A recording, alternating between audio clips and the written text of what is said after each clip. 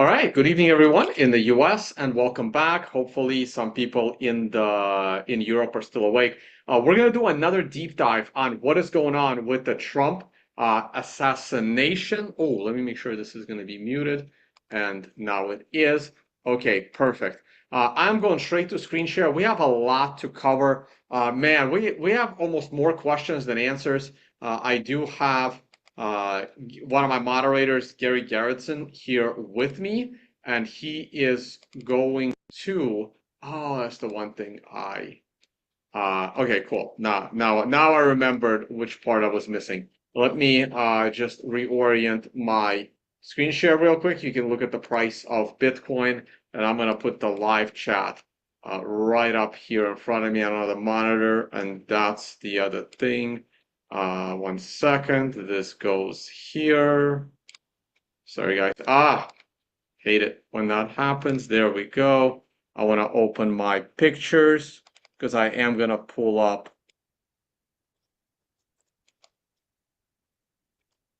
pictures. Okay, perfect. Okay. We got a lot to cover. I'm going to do this differently. I'm not able to make short videos, or like you make a video, you do an edit. There's way more professional people than me that do that.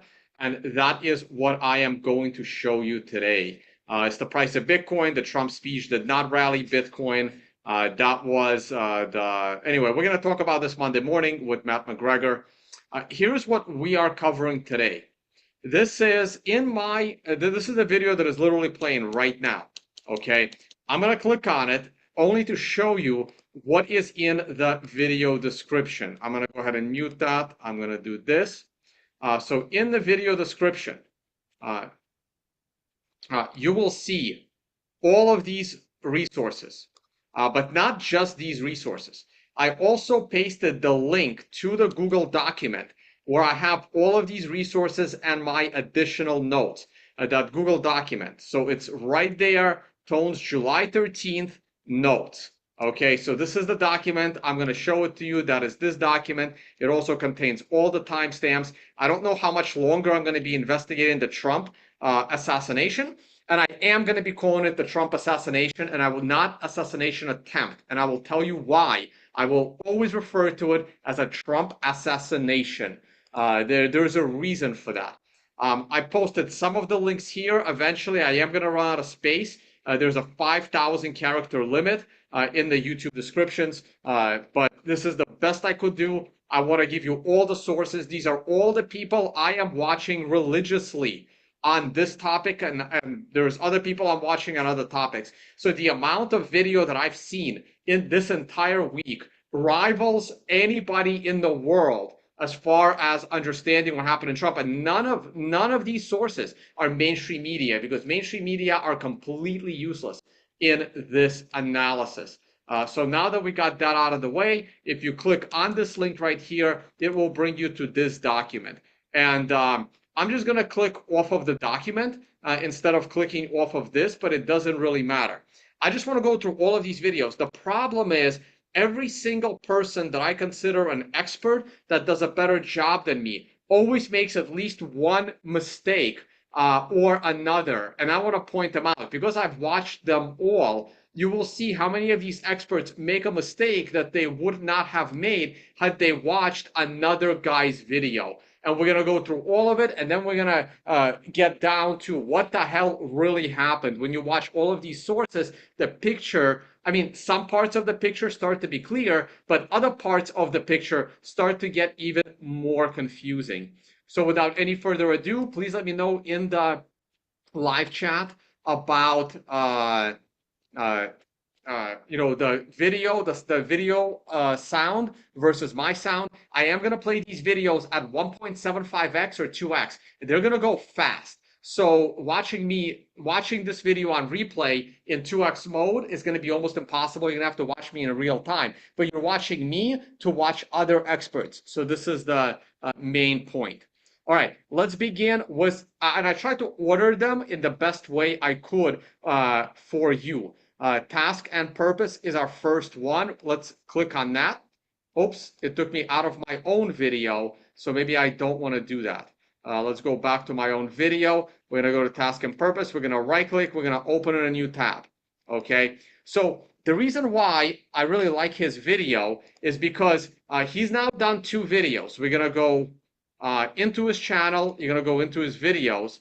He's now done 2 videos on this. He did the first initial video right here where he did an incredible job piecing together the timeline and who walked where. He then did a second video then after. I'm going to briefly play this video. A 20-year-old able to defeat Secret Service security measures that cost hundreds of thousands of dollars and get onto a rooftop within 150 meters of Trump, then fire multiple shots. Are my tax dollars going straight into a dump? The first security failure happened at 5:40 p.m. So he literally talks about the timeline. The one thing in his video that at the moment is still being considered factual is this part that I question. I question it for multiple reasons. We can talk about it at the end. This part. According to Butler County Sheriff Michael Sloop, this is what happened next. 2 local officers were already looking for the shooter due to what happened at the metal detectors. One officer was hoisted up by his partner by standing on his hands so he could look out over the edge of the roof to get eyes on the suspect. The second officer on the roof had both of his hands holding himself up in like a pull-up position to peer out onto the rooftop. So they encountered the shooter while he was on that roof. The gunman turned around and pointed his rifle directly at the officer, so the officer fell back down to avoid getting shot in the face. That's when the shooter took aim and fired at Trump. Okay, so I hope the video sound and my sound are equalized. That's been a problem in the past. Please comment in the live chat, and I have Gary Gerritsen with me, and he will let me know if I should increase the YouTube volume or decrease it versus my volume. I know with 99.9% certainty that these guys did not do this over here for 2 reasons. One, this roof is actually a little too tall for them to do that. It is only a 1-story roof, but it's still pretty damn high. Also, there are cameras on the shooter or the patsy from this angle. All the videos of him crawling up the roof here from this angle, all the people were standing here to watch Trump. Nobody was standing here to watch Trump because not only are the trees in the way, Trump is like you wouldn't be able to see Trump. So if the officers did it from this angle, people would have seen this. There would be somebody would have collaborated this. No one has seen these officers. There's no body cam from these officers. All we know is that they are not Secret Service. They are the local, they're like traffic cops, basically. Like the local traffic cops did this. One of them apparently he got hurt when he had to fall off. So where could they have done it? There's no way they would have done it over here. So the only place they would have done it is probably over here in this gap. That's the only place I can envision this happening without anyone else seeing this happen or collaborating it. So that is my question number 1. But this summary is great. I don't really have anything else to say. Also, there are interviews with initial people like the original eyewitnesses. So that's the only thing I really want to say about this video. He did a follow-up video. Now, because I have watched probably 40, 50 videos, it's hard for me to remember at which stage at any of these videos were there important things stated. So I'm going to play this, and I'm going to try to jump around a little bit. Someone told me that I can just hit like the arrows to go forward or backwards, which is awesome. Thank you for that. I already forgot who it was. So let's go ahead and play this. I'm going to stick to 175x, and if I have to speed it up to 2, I will. Shooter fired multiple shots at former President Donald Trump in an assassination attempt at a rally in Pennsylvania. One of the bullets struck Trump in the ear, causing him to quickly take cover behind the podium. We can see within 3 seconds the first line of Secret Service defense jumped into the line of fire, creating a shield around him with their bodies. This is not a political video. The purpose of this is to examine the assassination attempt using open source intelligence methods and expert analysis from law enforcement officers. Lieutenant Tim McMillan, retired law enforcement officer who has extensive experience having worked 5 presidential details in the past, said this on X. They basically formed a bulletproof barrier around him. They didn't let him stand up until after they knew the shooter to see if he can move on his own. Because when someone's adrenaline is pumping, shock can prevent them from knowing with a shot to the head. About 16 seconds after the shooting first started, the final gunshot can be heard. Okay, so once again, he is using this position. We know and this video is from, 13 days ago. I thought this was the more recent video. Wait.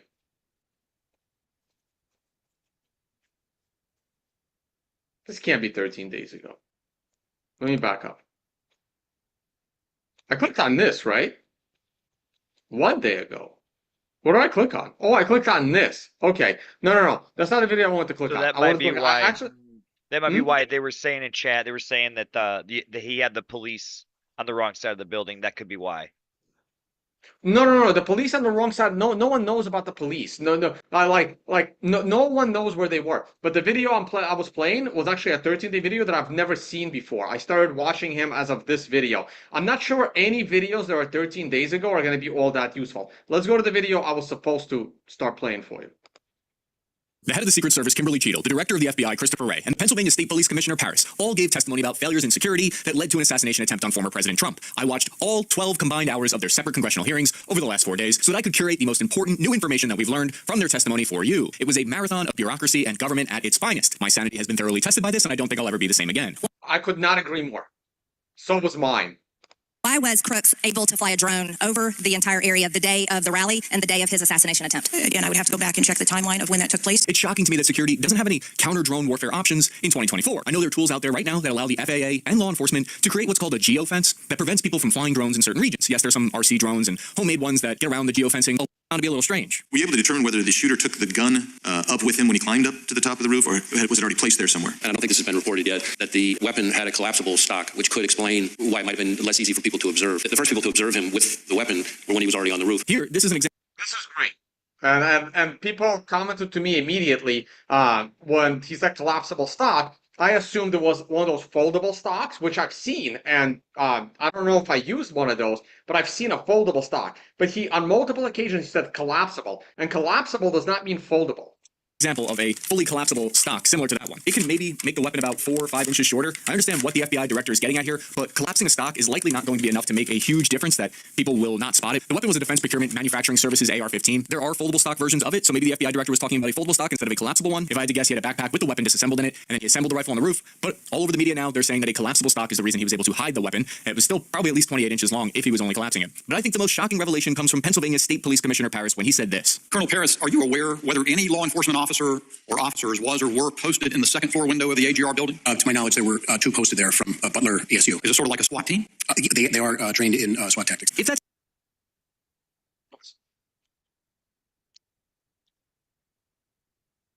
Oops. Okay. There we go. 2 posted there from Butler ESU. Is it sort of like... Right. So here are all the windows, and we're going to talk about the windows later. This window was also open. This window was also open. Team? They are trained in SWAT tactics. If that's the case, how were they unable to see the shooter from there? Before we get into that, I want to tell you about the people that made this video possible. So that begs the question, how did he go unnoticed? Did they remain on post? I was told that at a certain point, they began searching along with other local officers in the immediacy. Until the shooting, they had left that post to go look for him. Is that what you're saying? My understanding is yes. So from the commissioner's testimony, local police were on the building next door, but they left their post to go look for the suspicious person.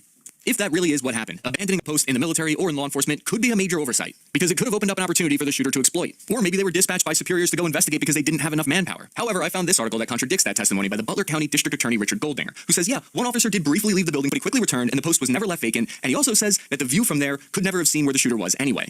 But newly released body cam footage shows officers located right where the shooter was, and they appear to have a clear view of the second sniper team. So this is the guy yes, Beaver County sniper seen sent a picture of. This is him. A second, I believe the sniper that seen these sent the pictures is right inside of Michelle's there. So if you go to that window that's open, that's the sniper that sent the original pictures. Paris also confirmed that the would-be assassin was on the roof for about 3 minutes in total before shots rang out, which contradicts other information that he was on the roof for 20 minutes before. But all this was the responsibility of the Secret Service. So what I've done is compiled all of the director's most open and candid answers as to how this happened. Sir, I don't have a specific person to identify. Well, that's what I'm looking for. I have no idea how my statement got out. Well, that's bullshit. It is my view that when I do not want to reveal conversations that I've had with my employees. So Cheadle's testimony was just a masterclass in deception, lying, withholding information, and refusing to answer any questions. Listen to how the FBI director tries to give more detail. The reason he's giving testimony is because it's the FBI's job to investigate the Secret Service. We believe that the first time he traveled to the grounds was, I think, a week before, and he spent roughly 20 minutes there. The shooter was able to get 8 shots off before he was killed. That's what it would appear, yes. We now believe that the subject climbed onto the roof using some mechanical equipment on the ground and vertical piping on the side of the AGR building. In other words, we do not believe he used a ladder to get up there. Which actually jives with what some of the anonymous sources are saying, that he used a air conditioning unit on the... Okay, so here's the thing. Christopher Wray, and it's in the other videos, someone else also pointed this out, and I have it recorded. If you go watch the Senate, the testimony from Wray, in the beginning of that testimony, he says that the shooter used a ladder and they have the ladder in custody. Then about an hour and a half to 2 hours later, within the same testimony, he now changes his story completely from he used the ladder and we have the ladder to we don't know where the ladder is, and it appears he climbed onto the roof without using the ladder. Okay, so that is completely crazy to me, how you get a fact like that wrong, but you have all these details about his Google search, word for word, that he searched for, you know, how far away was, what's his name, Oswald from Kennedy. So that part was completely insane. I don't really want to go through the rest of it. This is, I don't think there's any other revelations here because we do have better videos and other sources to cover. So I'm going to go ahead and close this. And now we're going to go over to the next source. It doesn't really matter if I use the YouTube description or my Word document. I pasted this from the Word document, and the link to this Word document is in the video description as well. And I'm going to go ahead and throw it in the live chat. Either way, this is the document that I'm using in order to paste my video descriptions. Let's go over to the next guy. And now, look, I like this guy and I don't like this guy at the same time. So it's kind of like Schrodinger's cat. So let's, I don't want to close my description, so I got to do it this way. Oh, Jesus, this came out. So a couple of videos from him are also very, very useful. So he came onto my attention with the following video. I've referenced this video before. This was one of his first videos, this one right here, where again, he didn't line up the shooters. He did a couple of good videos since then. He is completely ruling out the possibility that there is a second shooter in these windows. But he does do a good job. That's what I mean. He does a good job, and he's also ignoring facts. He also completely debunks the idea that there was a shooter in the tower. I'm just going to click on these, and I'll see if I remember anything really quickly from these streams. Today that will blow your mind. And we're going to show you the police sniper view from the second information that came. So I like this picture. I wish I was able to find this picture without taking screenshots from videos like his. He's able to do very, very good videos. And this is the picture that I want. The reason this is the picture that I want is because this picture has a very clear view of this retaining wall right here. And this is what I really wanted. These pictures here, let me open it in, let me change the default of how one second, open with, how do I always open with that app? Used to be easier. This is a picture of Crooks. This picture was taken 1 hour before the shots fired. Shots were fired at 6:11 p.m. This picture was taken 55 minutes prior. This is him standing at that retaining wall. Okay, this is how I'm able to put all the pieces together, guys. Him standing at this retaining wall. Look how skinny this kid is. He is either 22 or 20 years old. Can someone confirm? I did not look this up. I forgot. I should know this information. I actually had no idea. Everyone is calling him 20, but I have a feeling that he's 22. And the reason I think he's 22 is because there are posts attributed to him from 3 years ago sounding pretty mature in his conversations on against Republicans in group chats. And if those posts are when he was 17, I'm questioning that. But if those posts are when he was late 19 or 20, it makes a lot more sense. So,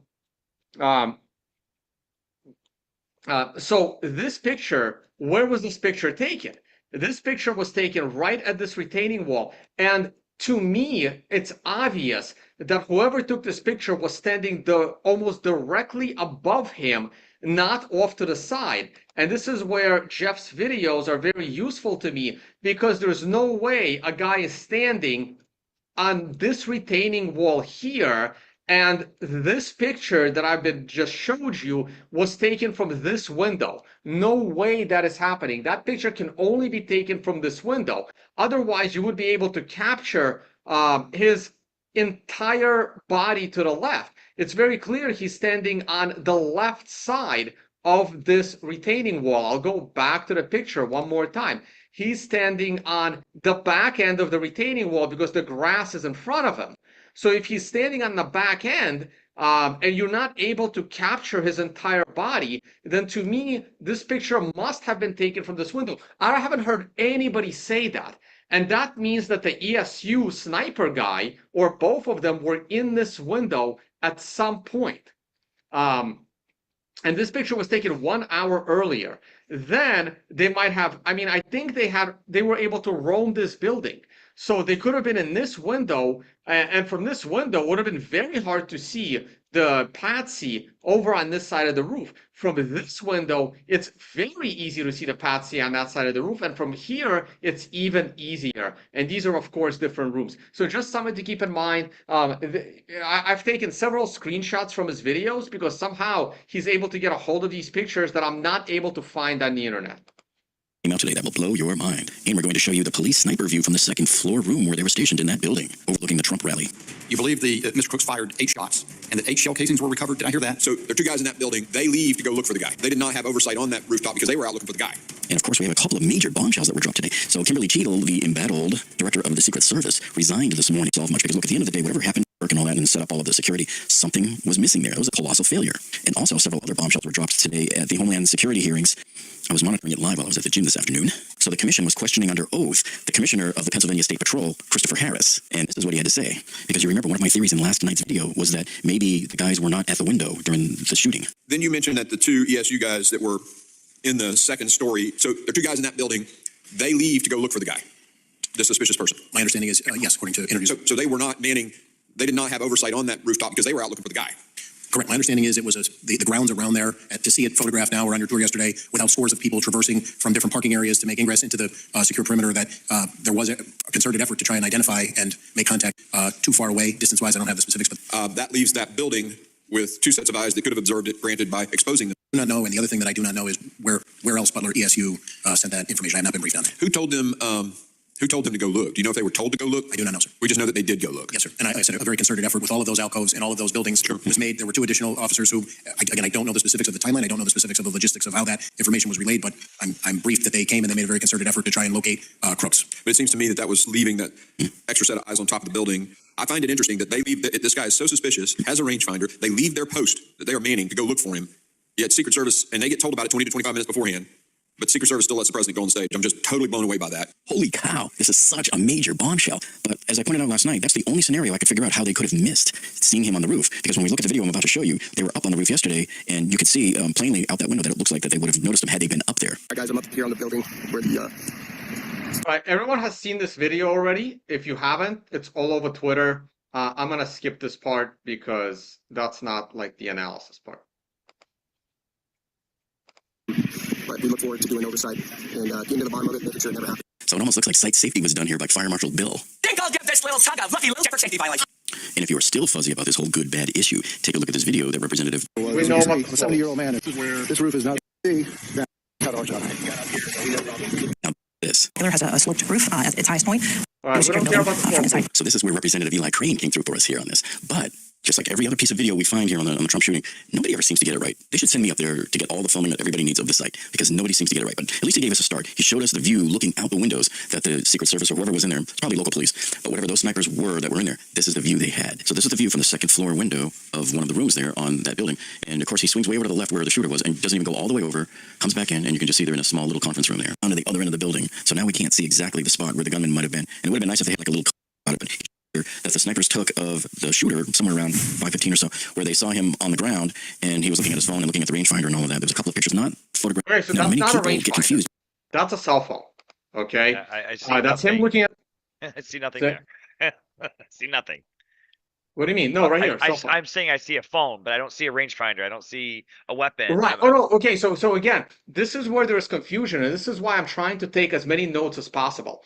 That picture of him looking suspicious, though he doesn't look suspicious to me in that picture. It looks like a guy standing at a retaining wall looking at his phone. Okay. Now that's when they took the picture. That picture was taken at 5:14 to be exact. Okay. Now it wasn't until 5:45. 5:45. So 30 minutes later. 15. It wasn't until 30 minutes later was he identified as suspicious. The reason why he was identified as suspicious is because they claimed he was looking through a rangefinder, but there's no pictures of him looking through a rangefinder. So of everything I've watched, all the researchers that are trying to piece this together, my understanding is as follows. That picture was taken by ESU an hour before the shots fired, but I don't see a reason why they would take that picture. Then 30 minutes later, he is identified as using a rangefinder, but there's no pictures of it. And at that moment, these pictures that were taken 30 minutes prior get passed along to other departments that we have a suspicious person of interest. So the pictures were sent 25 minutes before shots fired of a suspicious person using a rangefinder, but the pictures that were sent were taken 30 minutes earlier than that. That is the best I can piece it together. If anyone contradicts this statement, please leave a comment in the video description pointing me to a source. I know you can't post links in the video descriptions for reasons to avoid scams, but just try to like describe it of what I would put into a Google search or whose YouTube channel I need to look at. Gary, does that make sense what I just said? So like, yes, everything there, you're good. Here's where you got me. So this is a kid that is using a $500 tops rifle with a piece of crap red dot sight on it, and it's a rifle that holds 3 inches at 100 yards, well over 100 yards. Oh, Gary, you're getting way ahead. We're gonna get to that. Save that question. Okay. Save that question. No, we're nowhere. I'm nowhere near getting to the point of shots fired. We're gonna What I'm talk about saying that is later. like he wouldn't. My point is he wouldn't have.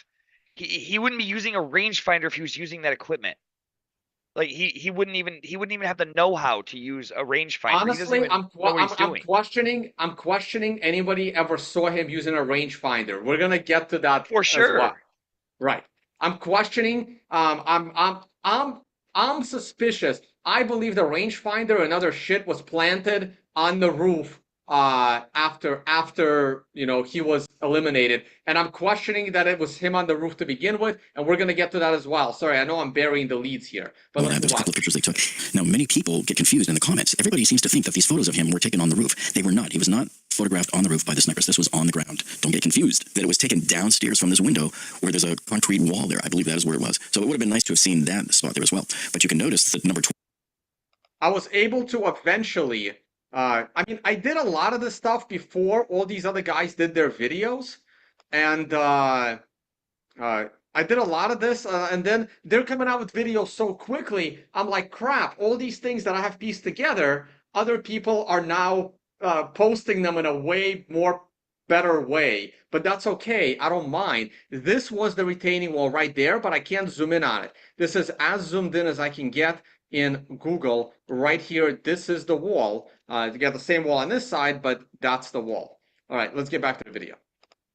12 on the door there is the same number 12 that you see on the door in the people's video when they were trying to flag down the representative. I believe he shot that video out this window because it's very close to right here where that door number 12 was.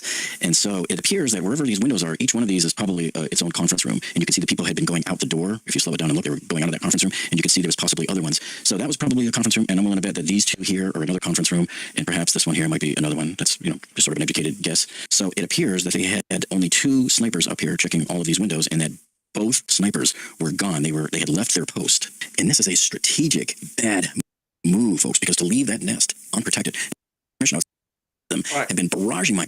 That's it for this video. I did want to point out that part. Now, he did do 3 other videos since then. They are kind of short. Let's go through it real quick. This is super important. So no sooner did I release my video yesterday, guys, I was in a rush to get it out to you, showing you all of the latest information that came out of the shooting investigation, and finally revealed how many shell casings were recovered next to the shooter's body. But Senator from Iowa, Chuck Grassley, here on his Twitter page yesterday released this video here showing Lancers ASAP Emergency Services Unit in compliance with congressional requests. So this is the same request that I was about to email to them too. It's a Freedom of Information Act request. And before the video starts, I want to point something out to you. The video actually starts at 1908, which is 7:00. So this was the first body cam video that came out, but it starts at he says 1908. This picture is from 1909. So this starts at 1908. Do I have this? I actually don't even have this in my notes. So, oops. Regular, yeah. So 1908 is first body cam video release. Now, the reason I don't have it, I probably don't even need it there because there was another body cam video of the same guy from earlier that I believe encapsulates this time as well, but I'm not sure. First body cam video released, but of a later event, of a later time, I guess, because there was another body cam video that starts at 1829, and we'll get to that as well. 8 p.m. It's about an hour after the shooting. So as incorrectly reported by the Clinton News Network, they said this video was immediately after the shooting. That is not correct. That is completely factually wrong. So those of you who may have seen that story on CNN, I just wanted you to be aware, this video is not body cam immediately after the shooting. It is body cam video shot an hour after the Trump shooting. All right, so we don't know. So this is the guy We discussed this video on the channel last time. In this video, a couple of interesting things come out. Actually, I assumed this was a Secret Service guy. People are now questioning who the hell this guy is. I'm actually not sure anymore. I still believe he's Secret Service, but now there are people that are questioning his Secret Service, but that doesn't really matter. He asked about those pictures, and he asked them to resend those pictures as well. They're also discussing, people that are detained, and they're also discussing clearing the water tower. We're going to talk a lot about the water tower in this video, in my video here today. Okay, just wanted to stop here real quick and point something out. I had to add that red rectangle you just saw to block the body because on YouTube, it violates their guidelines and other regulations there about bloody ear, But I just wanted to clarify that for you. I added that red square. So the bike in the back, is he on that bike? We don't know. So we're just treating that as suspicious device. One second. I believe the sniper that seen these and sent the pictures is right inside his building. Michelle's Greg in there. All right, so if you go to that window that's open, yell for Greg. That's the sniper that sent the original pictures and seen him from the bike and set the butt back down and then lost sight of him. Okay. He's the one that sent the pictures out. I don't know if you got the same ones I did. I think I did, yeah. He's like got glasses on and he's Hey guys, so why is his AR so far away from his body? Now this is actually easily explained. The first thing, if you've watched any kind of police movie, any kind of police show, the first thing they do is when they approach a body, even if he has no head on his body, the first thing they do is they take his weapon and they throw it as far as possible. You got to keep it. It's kind of a crazy thing, isn't it? It's kind of a crazy rule, but it's a rule that is made. It's the same reason you don't leave your post. It's a rule that you don't break. It's just the way it is. Right. So it's almost like if you ever saw that comedy movie about the zombies with Woody Harrelson and some forgot the other actor's name. It's like they had a rule. Who? Zombieland. Zombieland, right. What was their number one rule you can never break? Oh man, it's been a while. Double tap. Oh yeah, you got to double tap. Right. You always got to shoot him twice in the head, right? Yeah. So that's the thing. So the reason why his gun is so far away is obvious. I'm an Occam's razor guy. The simplest explanation is usually the correct explanation. The simplest explanation, the first cop that got up there, maybe after he planted a bunch of evidence, threw his gun away from his body. Okay, we'll get to the evidence stuff later. See, so now we're getting somewhere. We have our first good, juicy piece of information here. We have the name of the officer who shot those. Okay, the name of the officer is useful, but that's how so we have a it picture of that. Okay. And then this is his bike with the stuff. And our sniper seen him. You can also see what the pictures are. The pictures are of a bike. You can see it right there in the phone. I can see it. But again, all these links are in my video description. So I don't think we're going to go much further here because we've all seen this video. Maybe at the end he says something profound, but I don't think so. yeah, so someone came up looking to treat him. Okay, so this raises a question now because there's something here that we're unclear about. Because he was just asking about those bags over there on the roof, and they were saying was that his bag, and I thought I heard one of them saying it was a medic's bag or something, or maybe one of them was. So I don't know, but I remember the first pictures that they released bags. Gas is off the building, just so you know. Thank you. Yeah, I think I talked to the guy. That's what people contain with film. Here, and I was wondering just for the last few days, when are we going to see some body cam videos? But I'm just. All right, we're done with this video. Let's move on. He's did two more. This is a 26-minute video, so I'm probably not going to spend too much time on it. In this video, I believe he debunks the water tower in his view. In the Trump shooting investigation, we have more police body cam video. Okay, so this is the second body cam video that came out. Now, this one is, I might as well talk about it because it came up in his video. Let's watch a little bit of this. This one closer to the time of the shooting, unlike the other one from the other day. And we're going to show you the viewpoint from the Secret Service snipers on the Red Barn. Did Crooks fire 8 shots? We have recovered. We're going to talk about those ladders and everything. How did he get up there? What was the battle that was going on between the shooter and the Secret Service counter sniper shooters? Many unanswered questions to be answered. So we start things off with the testimony yesterday from the FBI Director Ray at the Congressional hearing, telling us how many shots the shooter got off and how many shell casings did they recover at the scene there on the roof. That's what all of us want to know. Did Crooks fire 8 shots? We have recovered 8 cartridges on the roof. Why was Crooks allowed to get off 8 shots? Why was President Trump not kept off the stage? Our investigation, the FBI's mandate, is focused on the shooter and all things related to his attack. Now, obviously, there are 2 separate after-action reviews that the DHS Inspector General and the outside would explain why it might have been less easy for people to observe. Because one of the things that we're finding is people have observed him, the first people to observe him with the weapon were when he was already on the roof. We haven't yet found anybody with first-hand observation of him with the weapon walking around beforehand. So that doesn't mean he wasn't, obviously, but the collapsible stock is potentially a very significant feature that might be relevant to that. A second police body cam video was released. So let's take a look at it. However, So they start this video as if it happened immediately after shots fired. This video begins, you can see the timestamp right there. It's a little bit blurry, but it's in my notes. That video begins at 18:29. So the video is the video is 18 minutes after the shooting, right? So there's been 20 minutes have already gone by. And other people have also, we just happen to be watching his. A lot of people have covered this video. And this was the first ladder. So you know how in this helicopter footage in the very beginning of even this video, you see this construction ladder. Let's go back to the very beginning. Sorry, guys. Service snipers on the Red Barn. Did Crooks fire 8 shots? We have We're recovered. going to talk about those ladders and everything. Right there. See that giant ladder? That came way later. Okay. This ladder must have been there later because this is helicopter footage. They didn't have helicopters up in the air until later. So this video came after. I think his body was still there, but the helicopter came later. I'm surprised there's nobody on the roof because this ladder was not there. Otherwise, the cops would have just used this ladder. But you're seeing the cops use a different ladder. You see it actually right here From in the the beginning. Secret Service snipers on the Red Barn. Did Crooks fire 8 shots? We have We're recovered. going to talk about those ladders and everything. How did he get up there? What was the battle that was going on between the shooter and the Secret Service counter sniper shooters? Many unanswered questions to be answered. So we start things off with the testimony yesterday from the FBI Director Ray at the Congressional hearing, telling us how many shots the shooter fired that they just tossed over the fence because there Here's the ladder. We actually know where this ladder was placed as well. were no ladders in this area. Contrary to many conspiracy theories that were spreading lies around about it, there was no ladders here. That's why they had to bring this one just to get up there, and it barely got the job done. Trump was standing right here on the middle of the stage. There's the boom lift there that collapsed once the bullet pierced the hydraulic line there. And of course, we know that the other 2 victims were here on this back. This probably helped him decide to be right here. So he continues to make the argument that Crooks was the only shooter. He's not entertaining ideas that there were other shooters. I disagree with that. I think it's way too early to say that. And he's saying everybody was within his line of fire. We're going to talk about that later. I think I'm done with this video other than, and this is where, I mean, he does do a good job.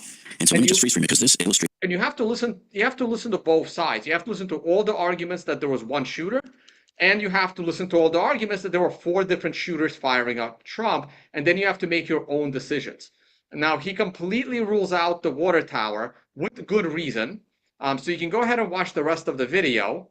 And he does a decent analysis, but again, there is a lot with what he says I disagree with. And finally, he did one more video just today. So many people are absolutely convinced that at the attempted assassination of Donald Trump in Butler, Pennsylvania in July 2024, they think that there was a second gunman on the water tower. There's a lot of... Now, notice, I know where he got this footage. Notice that there is a there is a way to get up in to July the top. 2024. There is a way to get up to the top. I'm still unclear how large this thing is on top of the water tower. I would love to know that if a person is standing right at the edge of this round thing, is this person like is his head halfway up that thing, or is his head in line with the very top of that tower? It is also insane for someone to climb up there and stand there unless he's somehow harnessed in, or he's got those, you know, like spider, like the guys that climb tall buildings, and they have those suction cups on his feet. So that's like another way to get up there. Is my camera now going to be moving? Crap, I unlocked my camera. Hold on. So those towers typically have like a lifeline on them. So typically what you do is you wear a harness when you go up those. I will say I have as a buddy, I have a buddy that climbs stuff like that, and it's not for something for just everybody to do. It's a serious feat to climb that. And then also the I don't know what the distance is on that.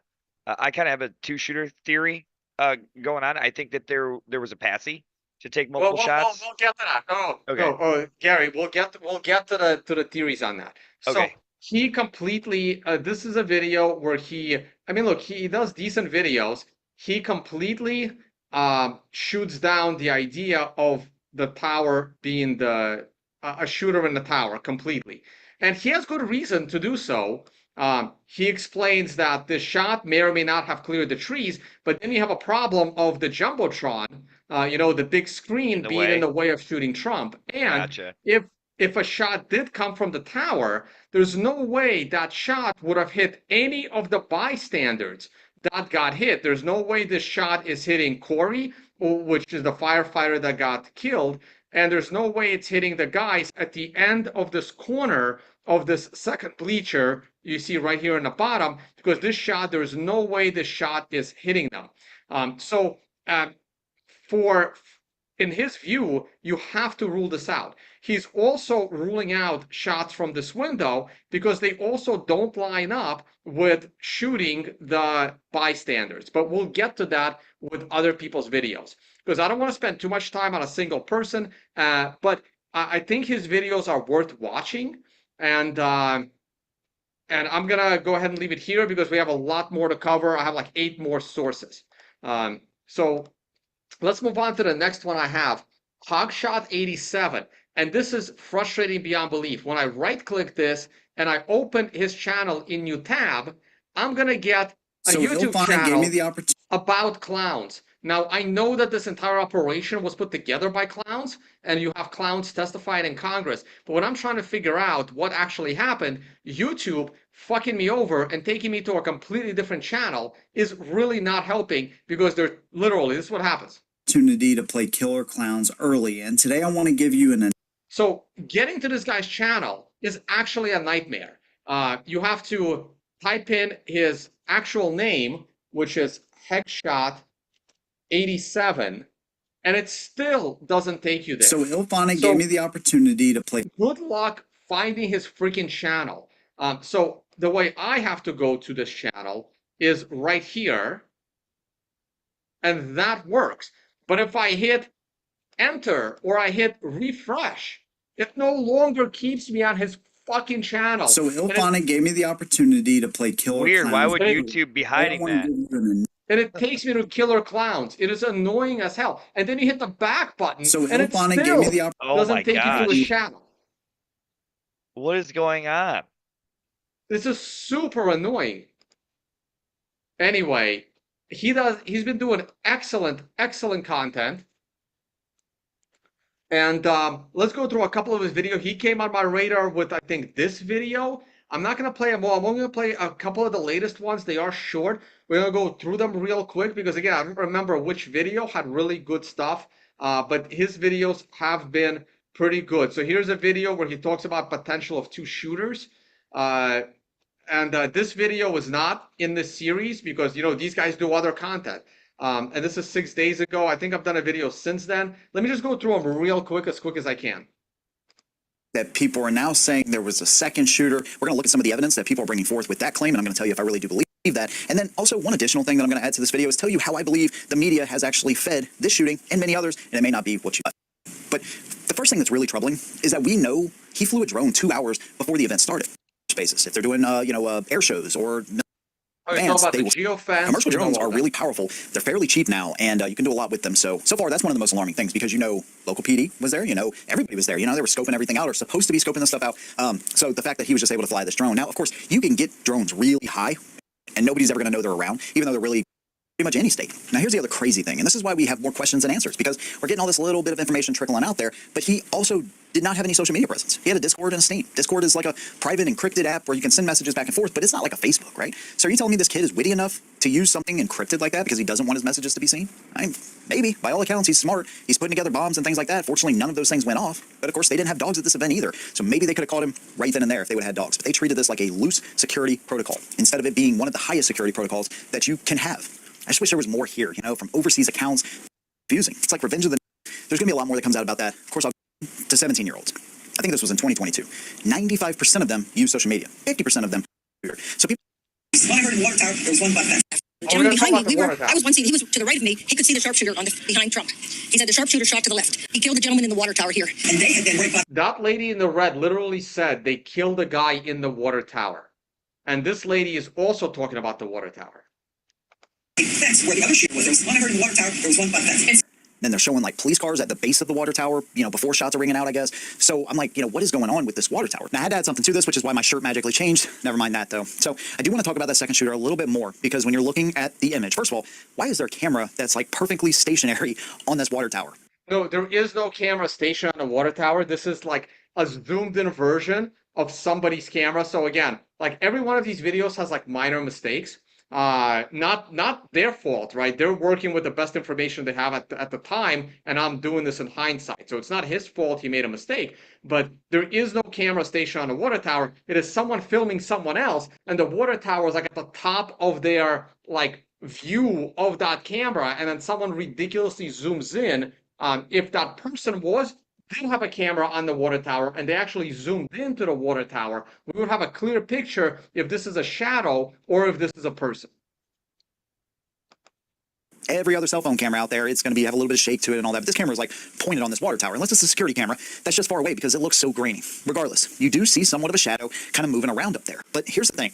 None of the shots line up at that. Somebody made a fantastic graphic. Whoever it is that made this, I would love to give you credit, but I can't find the source for it. All I found was this video that was shared on X by the user here that I'm, obviously going to credit because that's where I found it. But regardless, you see where all those shots come from. So here's the thing, right? These are the two guys that were wounded right here in the corner of the bleachers. The one thing that we now know is that there was one more guy that got potentially killed that they're not telling us about, was right here in this bleacher. We're going to get to that in later sources, right? Everyone talks about Corey, who got killed in the first bleacher. Everyone sees this guy get grazed by a bullet, and then cops are helping him walk down. Everyone thinks this is the other guy that got shot, and that may be true, but no one is talking about the guy over here that got shot, except for very few people. And we're going to get to that as well later in these sources. I'm sorry, guys, this video is going to be a little bit long, but you have to, I'm trying to let you know all the shit that I've watched in the last 5 days to bring you this video. Those fall perfectly in line from the building that we already know about where that shooter was. If there was another shooter on the tower, shooting towards Trump, that is, it wouldn't have mattered if he turned his head at that moment because he had the perfect vantage point. Yes, he was a little bit further out, but that's still a shot that even just a regular shoot from the angle where the known shooter actually was, from the building and the direction that he was looking at, not from the, was not. So he spent the rest of this video basically also debunking the water tower. And he does a good job debunking the water tower as well. But again, everything is done under the assumption that the shot that was fired at Donald Trump hit someone else. See, we don't know, and the FBI is not telling us where the bullets ended up. We just know the number of shots that were fired. So is it possible that someone from the water tower fired 1, 2, or 3 shots or 5 shots, and those shots didn't hit anything?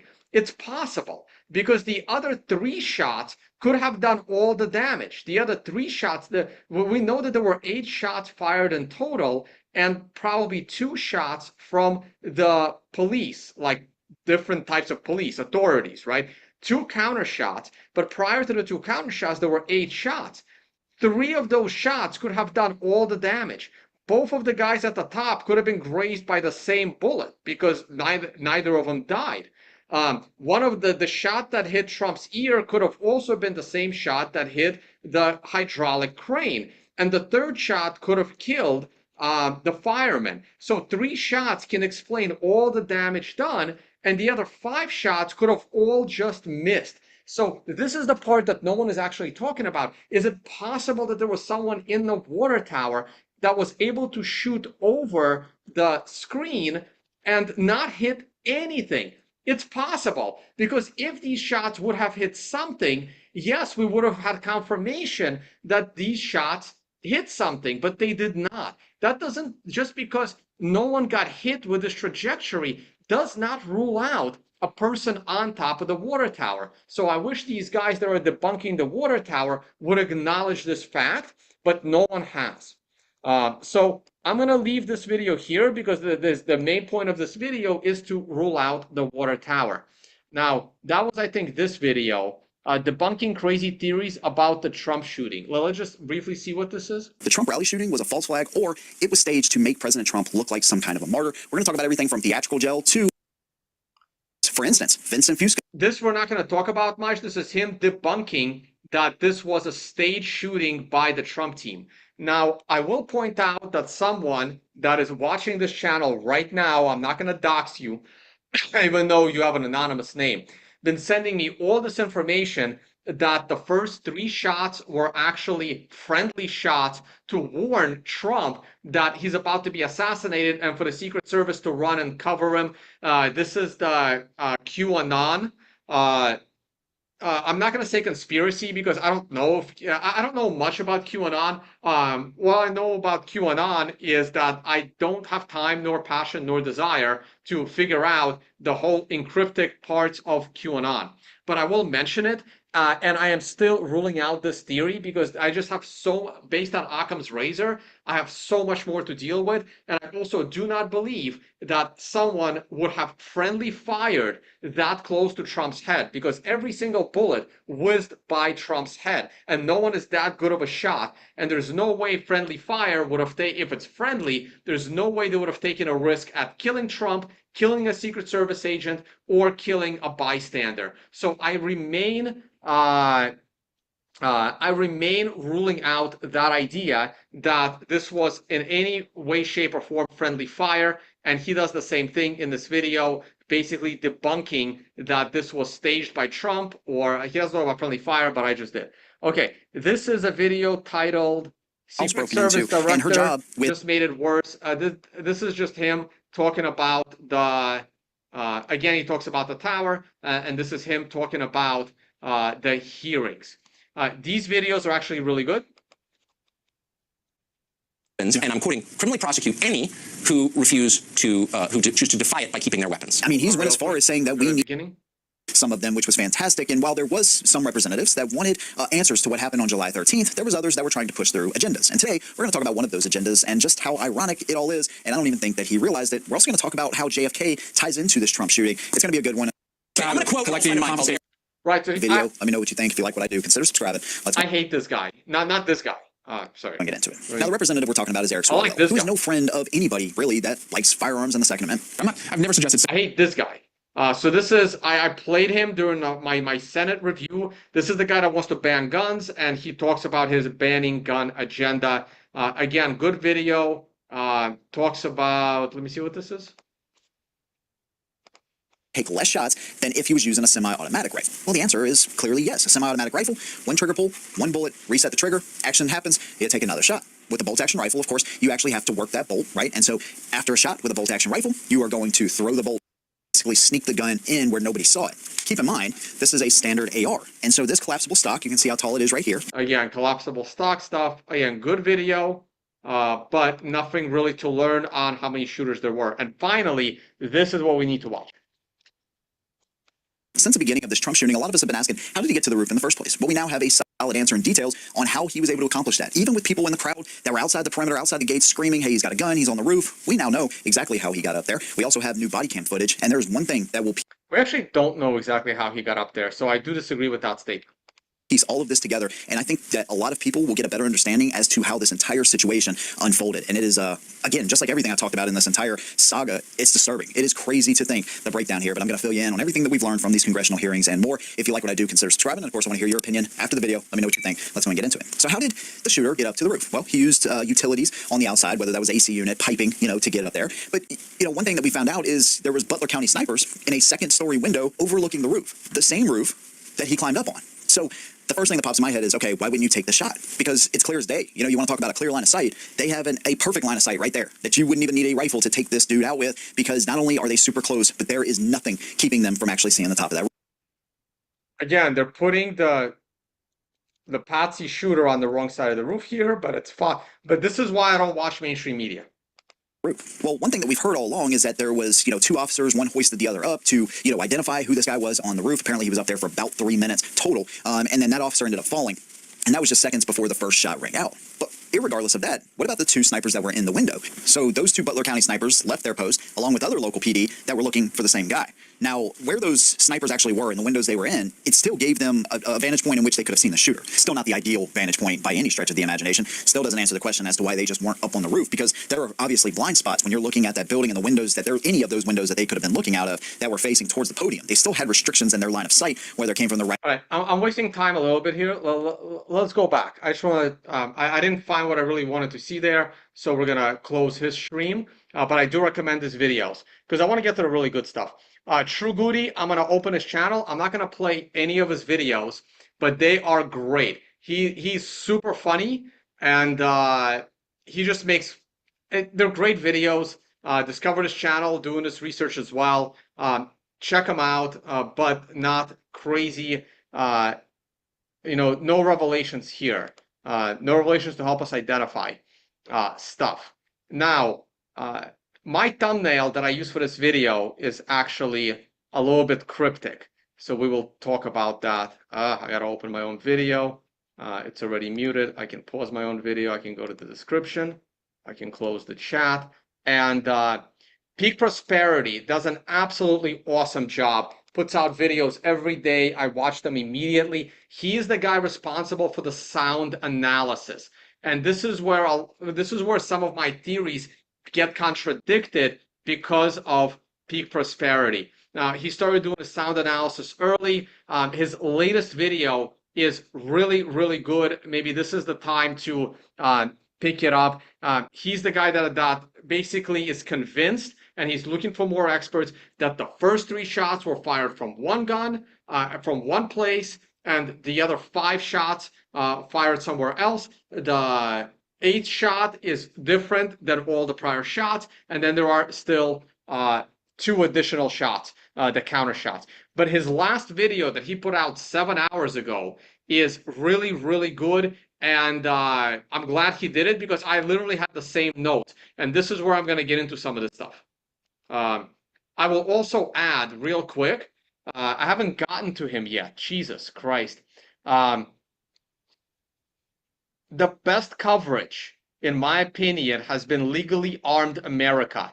And I know he's down the totem pole here, but it says best coverage. So if you are starting to go through these sources, just make sure you get to Legally Armed America. It's just that the other guys give you a little more of a background before some of the other guys give you the specifics on what actually happened. So I do have to play this Peak Prosperity because I do want to get into my lead of what is actually happening here. Why didn't the second sniper team see Crooks and take the shot? And also, why was there no splatter? I don't think a shot came in like they said.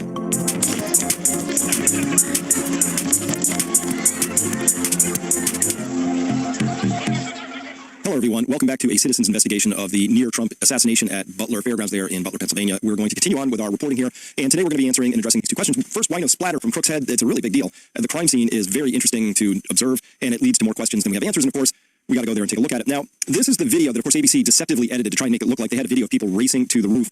What we're going to look at is this, which is... Right, they were racing to the roof with 1, 2, 3, 4, like 7 people already standing on the roof. Correct. And there is an 11-minute gap. That is the thing we really need to discuss.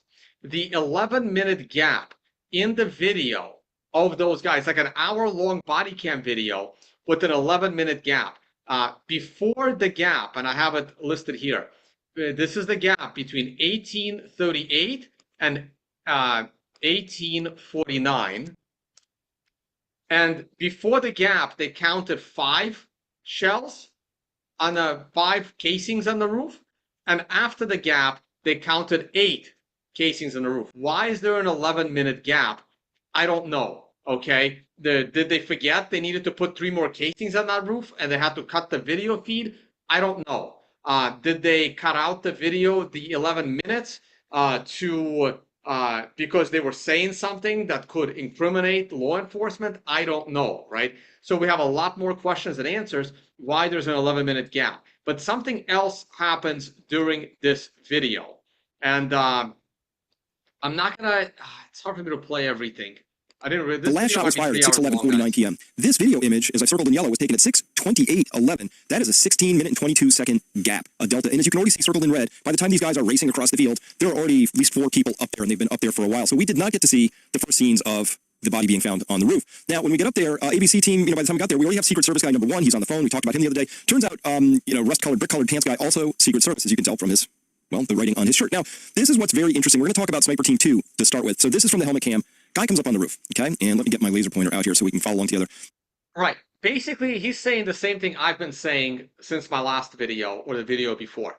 Based on other sources that I have in this video description, they prove that if a WinMag 300 shot that guy, he would have no head at all. It would explode. It would explode. But not, and this is where they completely messed up. Also, I have links to certain Twitter accounts that are covering this. I don't know how many people covered it in video form, but oh boy, tell me I have. That's Cullen. That's this. That's this. Not what I wanted. I gotta go back to here, and I gotta open this one. Internet. This account.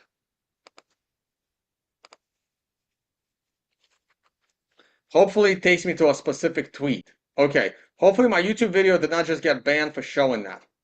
Right here, and even my thumbnail uses this image.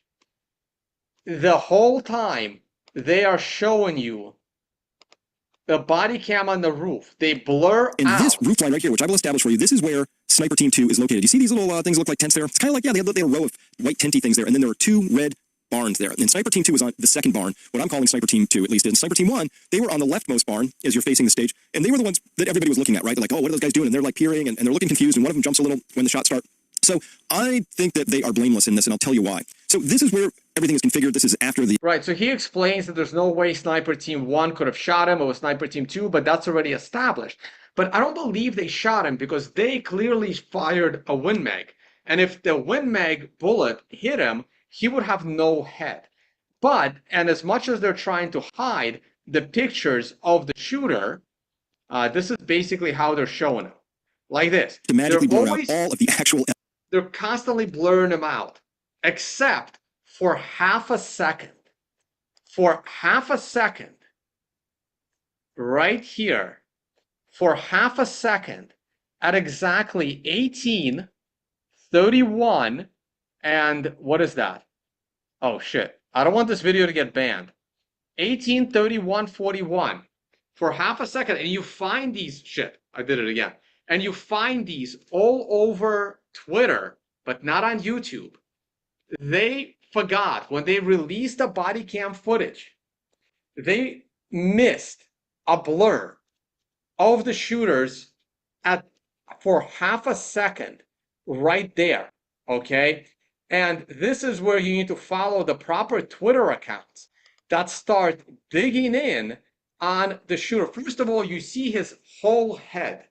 It looks like he got shot by a weapon that's closer to an AR-15 with a proper scope to get a shot that good, or a very close proximity shot, like the second floor window, for example, that would have been just a few feet away. But in addition, right here, this is good. Okay, at least it has a blur out, and I am just showing Twitter posts here. It's so much evidence, including the birthmark right there, and there are other pictures of this guy with his head turned to the side. You're just gonna have to trust me and go and explore all the links in my video description. Go to these people's Twitter accounts, and this confirms. Here's what this confirms: their fuck up in not blurring out that 1/2 a second confirms that the leaked pictures of the dead guy on the roof were accurate. That is actually a big deal. No one is talking about the fact that the missing blur in that video confirmed that this picture is a legit picture, okay? And there were other people that pointed out, hey, Crooks's hair is not this silky and smooth. And now people can actually do, hey, this guy's got like those huge ear things. I have no idea what the hell they're called. And looks like one of them has been, surgically repaired. This guy's name is Yarek, and he also shot from the same range as Crooks and other federal agents. They belong to the same gun club. And I am starting to, let me go to this guy's Twitter account. His Twitter account does other stuff, but he's doing amazing coverage of this event. Again, people had talked about this, that, like, here's another good picture. There was also another guy. There was multiple pictures of this guy being taken out of a tent. You know those tents that were behind the stage with Trump? This guy looks a lot like this guy. These two are both Antifa. And this guy looks a lot closer to being the guy on the roof than Crooks being on the roof, based on the hair. I mean, yes, Crooks has long hair in that picture, but the hair looks a lot closer to this. I actually have no idea if this picture was taken at the Pennsylvania Trump rally. I have no idea. But it appears that this leaked picture is the picture of the guy on the roof, based off of that split second they forgot to blur out the video they released. Okay, maybe that explains the 11 missing minutes. Maybe during those 11 minutes there were too many fuck ups on blurring out the dead guy on the roof. Okay, so you definitely have to explore the Maxwell Yarek angle and this other guy, Keenan Hopper, and what his role was. If anyone looks like they're putting explosives in a van, it certainly looks like this guy. That's awesome. Okay. Can I say something? Motorist was basically asking about 300 Win Mag round and direct hit and everything else. From what I'm seeing in that photo, even with it blurred out, that is a direct hit, and it doesn't matter if it's a 308. It does not matter if it's a 300 Win Mag. Just about any range that bullet is thrown, I'll call it thrown, because think about like throwing a rock. If that hits your target, you're talking about almost like vaporizing. Right. So in case you're curious what happens to your head when that happens, go to this channel here. Again, it's in the video description. It's brutal. Well, no. This is safe for YouTube. Yeah. This right here, I have staged shooting debunked and Whitmag 300 effects. It's all in my video description. You open this in a new video. On July 13th, 2024, an attempt was made on the light snipers. And we forward to the end where it shows you in slow motion what will happen to your head. Do you see this? Based on how fucking cool it looked 150 yards away, it's gonna look pretty cool.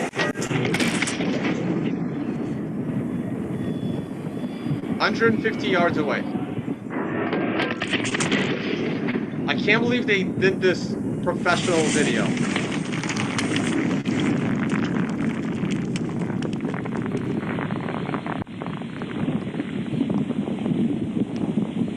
Now, mind you, that would be your head. these targets are made to mimic the human head also. They design them that way. Correct. This is not something some random guy put together in a garage. This is professional dummy specifically made to recreate the human body and its effects as much as possible. Yeah. Okay. Let's move on. Let's go back to the Chris Mortensen video. Evidence. And you can see here, it's not like they're just trying to preserve your delicate sensibilities by putting a little blur over his red head. They got that area where all the brass is going to be. They got that just. And again, when we're standing right in the spot here, it's pretty clear that you got a pretty good view of this from there. I mean, really good view of this from there. Okay, so a number of you have asked some questions, and yes, I will take a little time off this weekend, I think, but why am I pushing so hard? Look, my role right now is, first, I'm an emergency documenter, and this is important because things tend to get disappeared into the memory hole, and you go back and you're pretty sure an article said something, but mysteriously it doesn't say that anymore, and they quietly revise things now. Gone are the days when it used to be that newspapers and print outlets would issue a correction, and then they would notify you that something had been corrected, and then they tell you what it originally said. Actually, we're going to move on, but please watch his videos. They are super informative and absolutely awesome. Okay, let's go to the next source. So this is how we piece everything together. This is me watching all of these guys' videos this entire week and even some of their older stuff. After Peak Prosperity, this is a new one. This one I just discovered yesterday, and this is interesting. It's a guy from South Africa. His name is Mike Bell. I don't know how many of you have seen his videos, okay? He's a rendering expert. So he's an expert at renderings. And he's also ruling out anyone shooting other than the patsy on the roof. He's not here to figure out who the patsy on the roof is, but he is basically debunking almost everything except that there was one shooter on the roof. And I started watching his videos here real quick. Took over. 3 minutes. And look what happened to our country. Probably 20 million people. And you know, that's a little bit old, that chart. That chart's a couple of months old, and if you want to really see something to say, take a look what happened.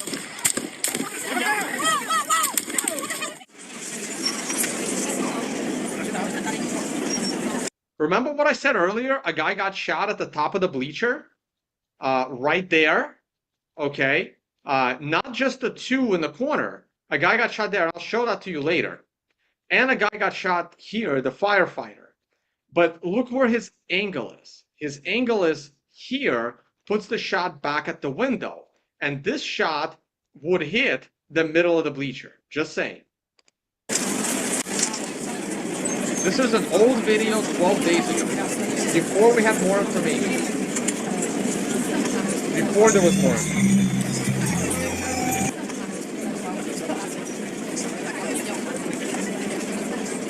And remember, if the shot is, so he's putting the shooter there. We noticed the guy crawling, bear crawling out the roof. And you know, that's a little bit old, that chart's a couple of months old, and if you want to really see something to say, take a look what happened.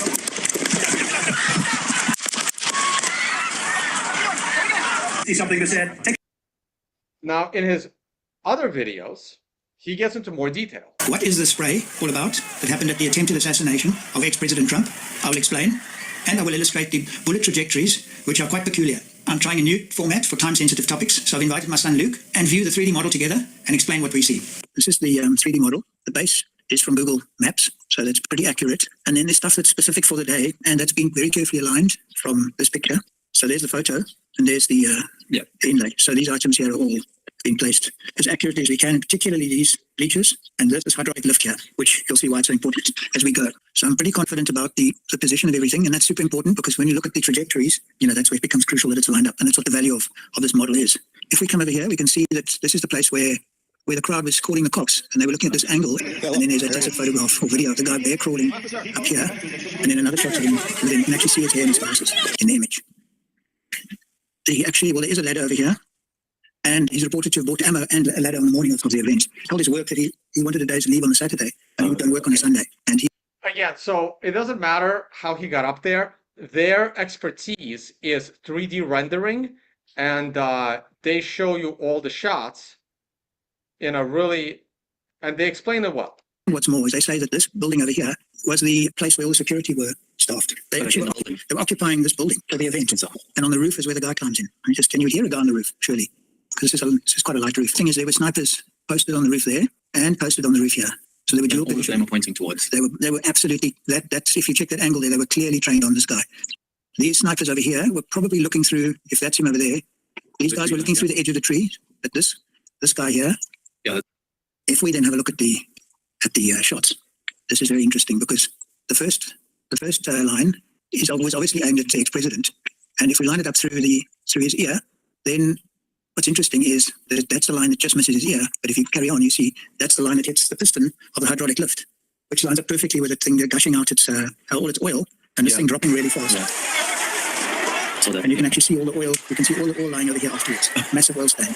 I presume that's the first shot. And what seems to make more sense is why is he such a bad shot? That's the first shot, and then the next shots are all to the left. And what seems to make sense to me is the first shot went off and he was immediately shot. So perhaps he was half dead. And then as he was still pulling in the trigger, the gun swung to the left. Then the next, the one guy, the fatality, who was over here on this bleacher. Then the next guy who was got shot, and you can see him in this image. Right, this guy. This guy was on the left side of the right bleacher. See, this is the very edge of the big screen. We're going to get back to that guy in other videos in a minute. But watch what happens to him. He literally falls down the stairs. And then there was a third person shot. So whether he's over here or in this bleacher, I really have got no idea. I've got no information. So could be This over is also there. 10 days ago. Way over. Those are the three shots. Pretty interesting. It's a good thing. And anybody who's good shooting, well, they would all be right on top of each other. Yeah, exactly. The other two will have a minute to go up down clearly. Yeah. And people are looking for answers. Just a natural. This is also at a time, 10 days ago, we thought there were only 3 shots. Now we know there were 8 shots. So they did another video 3 days ago, which was very good. This will be a technical approach combined with animation to confirm how many weapons there were. We like using logic and physics to work things out and eliminate and debunk the amazing amount of nonsense that is swirling around at the moment about this event. I want to make a clarification regarding the last video. The spectator ducking was not a victim. So the spread of trajectory shown in the video was not as wide. And also the shooter was killed after firing 8 shots. He wasn't killed after the first shot. It's very strange how he suddenly says this guy was not a victim. We're going to talk about that later, which is very, very strange to me, right? They're saying he's not a victim because he's not counted as a victim, which again is strange to me. The guy literally fell down the freaking bleacher, okay? And he was standing right on this edge of the screen. And yes, there were 2 other guys, but the second guy was a lot closer to this corner. And we'll get to that as well a little bit later. Trying to get information out as quickly as possible, but of course there's a risk of partial information at that time. But we were first to point out the trajectory of the bullet causing the hydraulic spray. And as fresh information comes to light, that may change the facts. So what we've done here is taken. So he does a very good sound analysis. This is beyond my expertise, but he basically lines up the shots with the sound analysis to prove all shots came from the same person from the same location. This completely contradicts what Peak Prosperity has done with their sound analysis. Now, I don't know what his expertise is in sound analysis, but perhaps most people only have one area of expertise, guys. I have one area of expertise. I'm an analyst, and sometimes that analysis applies to trading, and sometimes that analysis applies to all these videos. And whoever said in the live chat, this channel is ADHD in full effect, I completely agree with you, okay? But my analysis is data analysis, okay? And but this guy apparently has 2 areas of expertise. One of them is 3D renderings, and the second one is sound analysis, which surprises me a little bit, but yes, it's possible. Some people are that gifted. They're already alerted and going nuts. And then, of course, the microphone is over here. This is the soundtrack from this position over here, and this is the microphone over there. So there's the shot being fired, and there's the shot arriving, and there's the click, and there's the sound wave arriving at the camera, guys next to the fence, and there's the sound wave arriving at the microphone. We play them. They come from over here, and arrives at the microphone, and then arrives at the fence. I wish all these guys would like get into a room for like 7 days and find a single explanation. But he basically, based on his analysis, all 8 shots came from the same person in the same location, and that's what he tries to prove in this video. He debunks the tower, I because it believe. then comes straight past. Okay, that's a good way to represent it. And taking out Crooks over there. So that shows, that's kind of proof that all the bullets came from the same spot. Because if they came from the other side, or some people are saying there were shots coming from a water tower or something. Where is that water tower? Okay. Oh, it's over there. Okay. Yeah. So some people were saying that that on top of the water tower, I mean, they see a blob and the blob moves, and they are just imagining stuff. I mean, people desperate to have some alternative narrative. If there was a shot from the water tower, then it would have a bigger delay between when the sonic boom passes the mic and the sound wave passes the mic. Yes. And the other reason why that's complete nonsense, the guy wouldn't have a shot because it's blocked by the big screen. It's an impossible shot.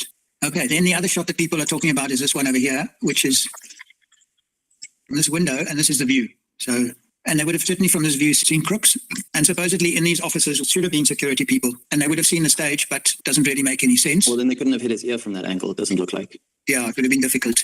And also the shot doesn't go past any of the victims. The victims were over there. There was the fatality. And here was David Dutch standing over here, and then James Copenhaver, who was sitting over there, or standing, we're not sure. So we know those are the three victims, which line up with the shot coming from Crooks, and the shot out the window doesn't go anywhere. That makes sense with what we see. And I'm sure once these are debunked, they will start to look for other locations to try and invent a narrative. The information is based on current information, and of course things can change. Next video, we'll look at the angles and the timing of the gunman. So I did like his videos, but he is also attempting to prove there was one shooter on the roof, but obviously he doesn't care who that shooter, well, maybe he cares who that shooter is, but it's not his expertise to analyze whether the shooter was Crooks or Yarick.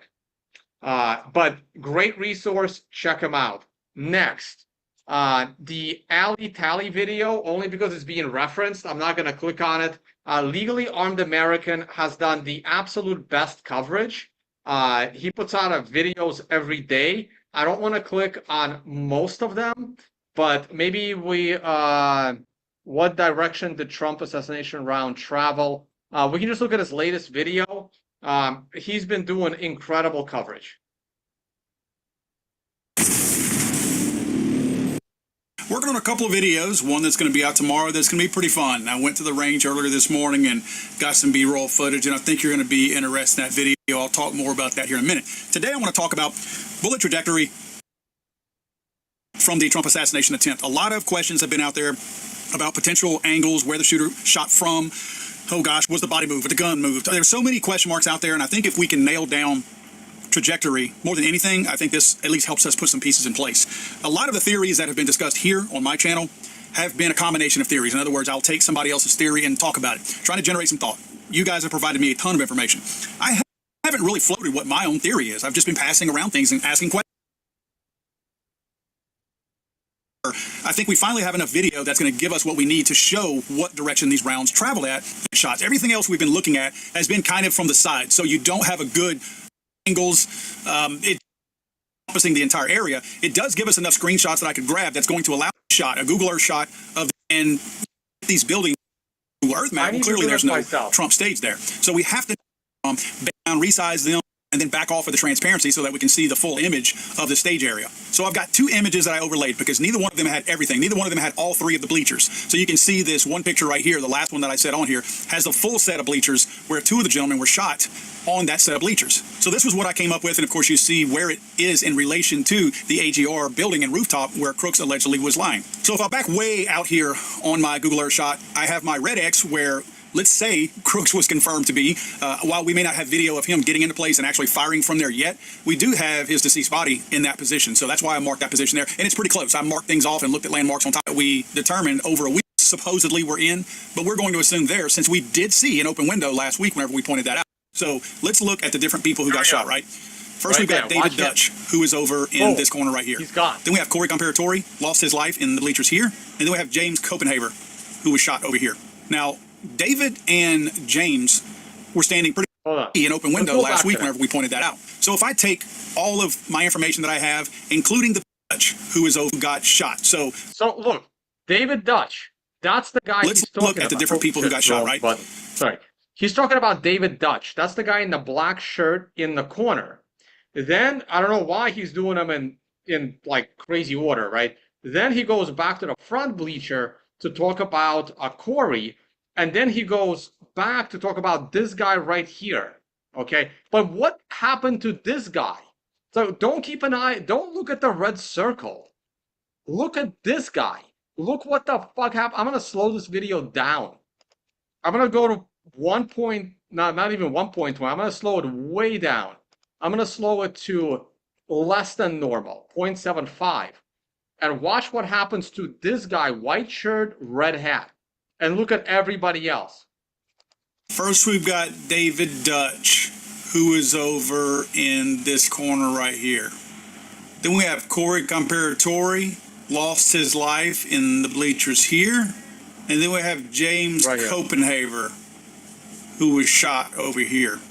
Now, actually, I'm not sure which one. David and James were standing pretty much. But like the one that grabs his stomach and collapses down the fucking rail, everyone seems to be ignoring. Yeah, so it depends on where you're hit. So there is instances where you're hit, you're going to go down immediately, and there's other instances where you're hit and you're going to be like, kind of like, well, what just happened? It just depends on where you get hit. How much of the engine do you shut down? Right, but of all the people, like that guy went down faster than all the other guys. And that he could be hitting the vitals. I mean, he could be hit harder or in a. No, but my point is, how come no one is talking about him? What happened to this guy? I couldn't answer that. No, exactly. No one is answering this question. This is why I have more questions than answers. And the only way you get to where I am is by watching all of these videos. Anyway, let's go on. Pretty much right next to each other. So that shot is going to be real close to the same. In fact, some people at first thought maybe they got hit by the same round. Again, we don't have any information on that, but that's just where it stands. What the trajectory from Crooks, where he was on top of the roof, and show where these guys were hit. It would appear that Crooks did in fact hit Comparatori and the other two gentlemen in the corner that got hit. Now, for the sake of argument, I took that window where supposedly the snipers were, because there's a lot of conspiracy theory out there that somebody from one of those windows, whether it be an assassin or somebody else on an inside job, no matter what, it's the argument that people are putting out there. I drew that dotted line that aims at Trump. And as you can see, most of the other people were not really in that line of sight, except for Trump, if you want to look at it that way. Again, not saying that window or that person fired at Trump. I'm putting this out there for you guys to digest, and you tell me what you think. I'm simply laying out what the actual facts are and then showing other things that are possibilities. So in this shot, it does look like the placement of Crooks' body was accurate as far as where he likely made some of those shots from. The guest that I had on last week, John, he is pretty convinced that that dotted line that you see right there is at least the shot that hit Trump. Possibly those shots could have gone into the crowd also. But he's pretty convinced with the angle of Trump's head whenever he's actually looking at the teleprompter, not the screen, the teleprompter. He makes that quick turn to the left, that's where that shot came from, not from Crooks. Again, not my argument. I'm just telling you what people are stating and what some really smart people are putting out there. But again, this does look like Crooks at least shot Comparatori and the other two gentlemen up in the corner there. So I hope that helps a little bit. If nothing else, it gives us a better visual to where now smarter people than me can. So he has other incredible videos. I don't know if let me just see what this one was about. Hey there, friends. Welcome to another Legally Armed America video. I'm, of course. Okay, this is a good video. He basically debunks this, where people think that the guy in the camo back here points his rifle at Trump. My eyes may see something that yours don't. Heck, I have a horrible astigmatism. It's possible that throws my eyes off even more. Again, not to say you're wrong and I'm right. It's just to say that maybe we view things differently and our mind perceives those angles a little bit differently. What I did is I took an overhead view so you can see the inside of a vehicle. Damn it. I may have to go back earlier. Anyway, he debunks that he was pointing the gun at Trump, and I completely agree with him. I don't think this guy was pointing his rifle at Trump. If you're interested in that, check it out. This is where he questions the 5 to 8 shells, and I believe he also is aware that there is a gap in time. There is a 11-minute gap.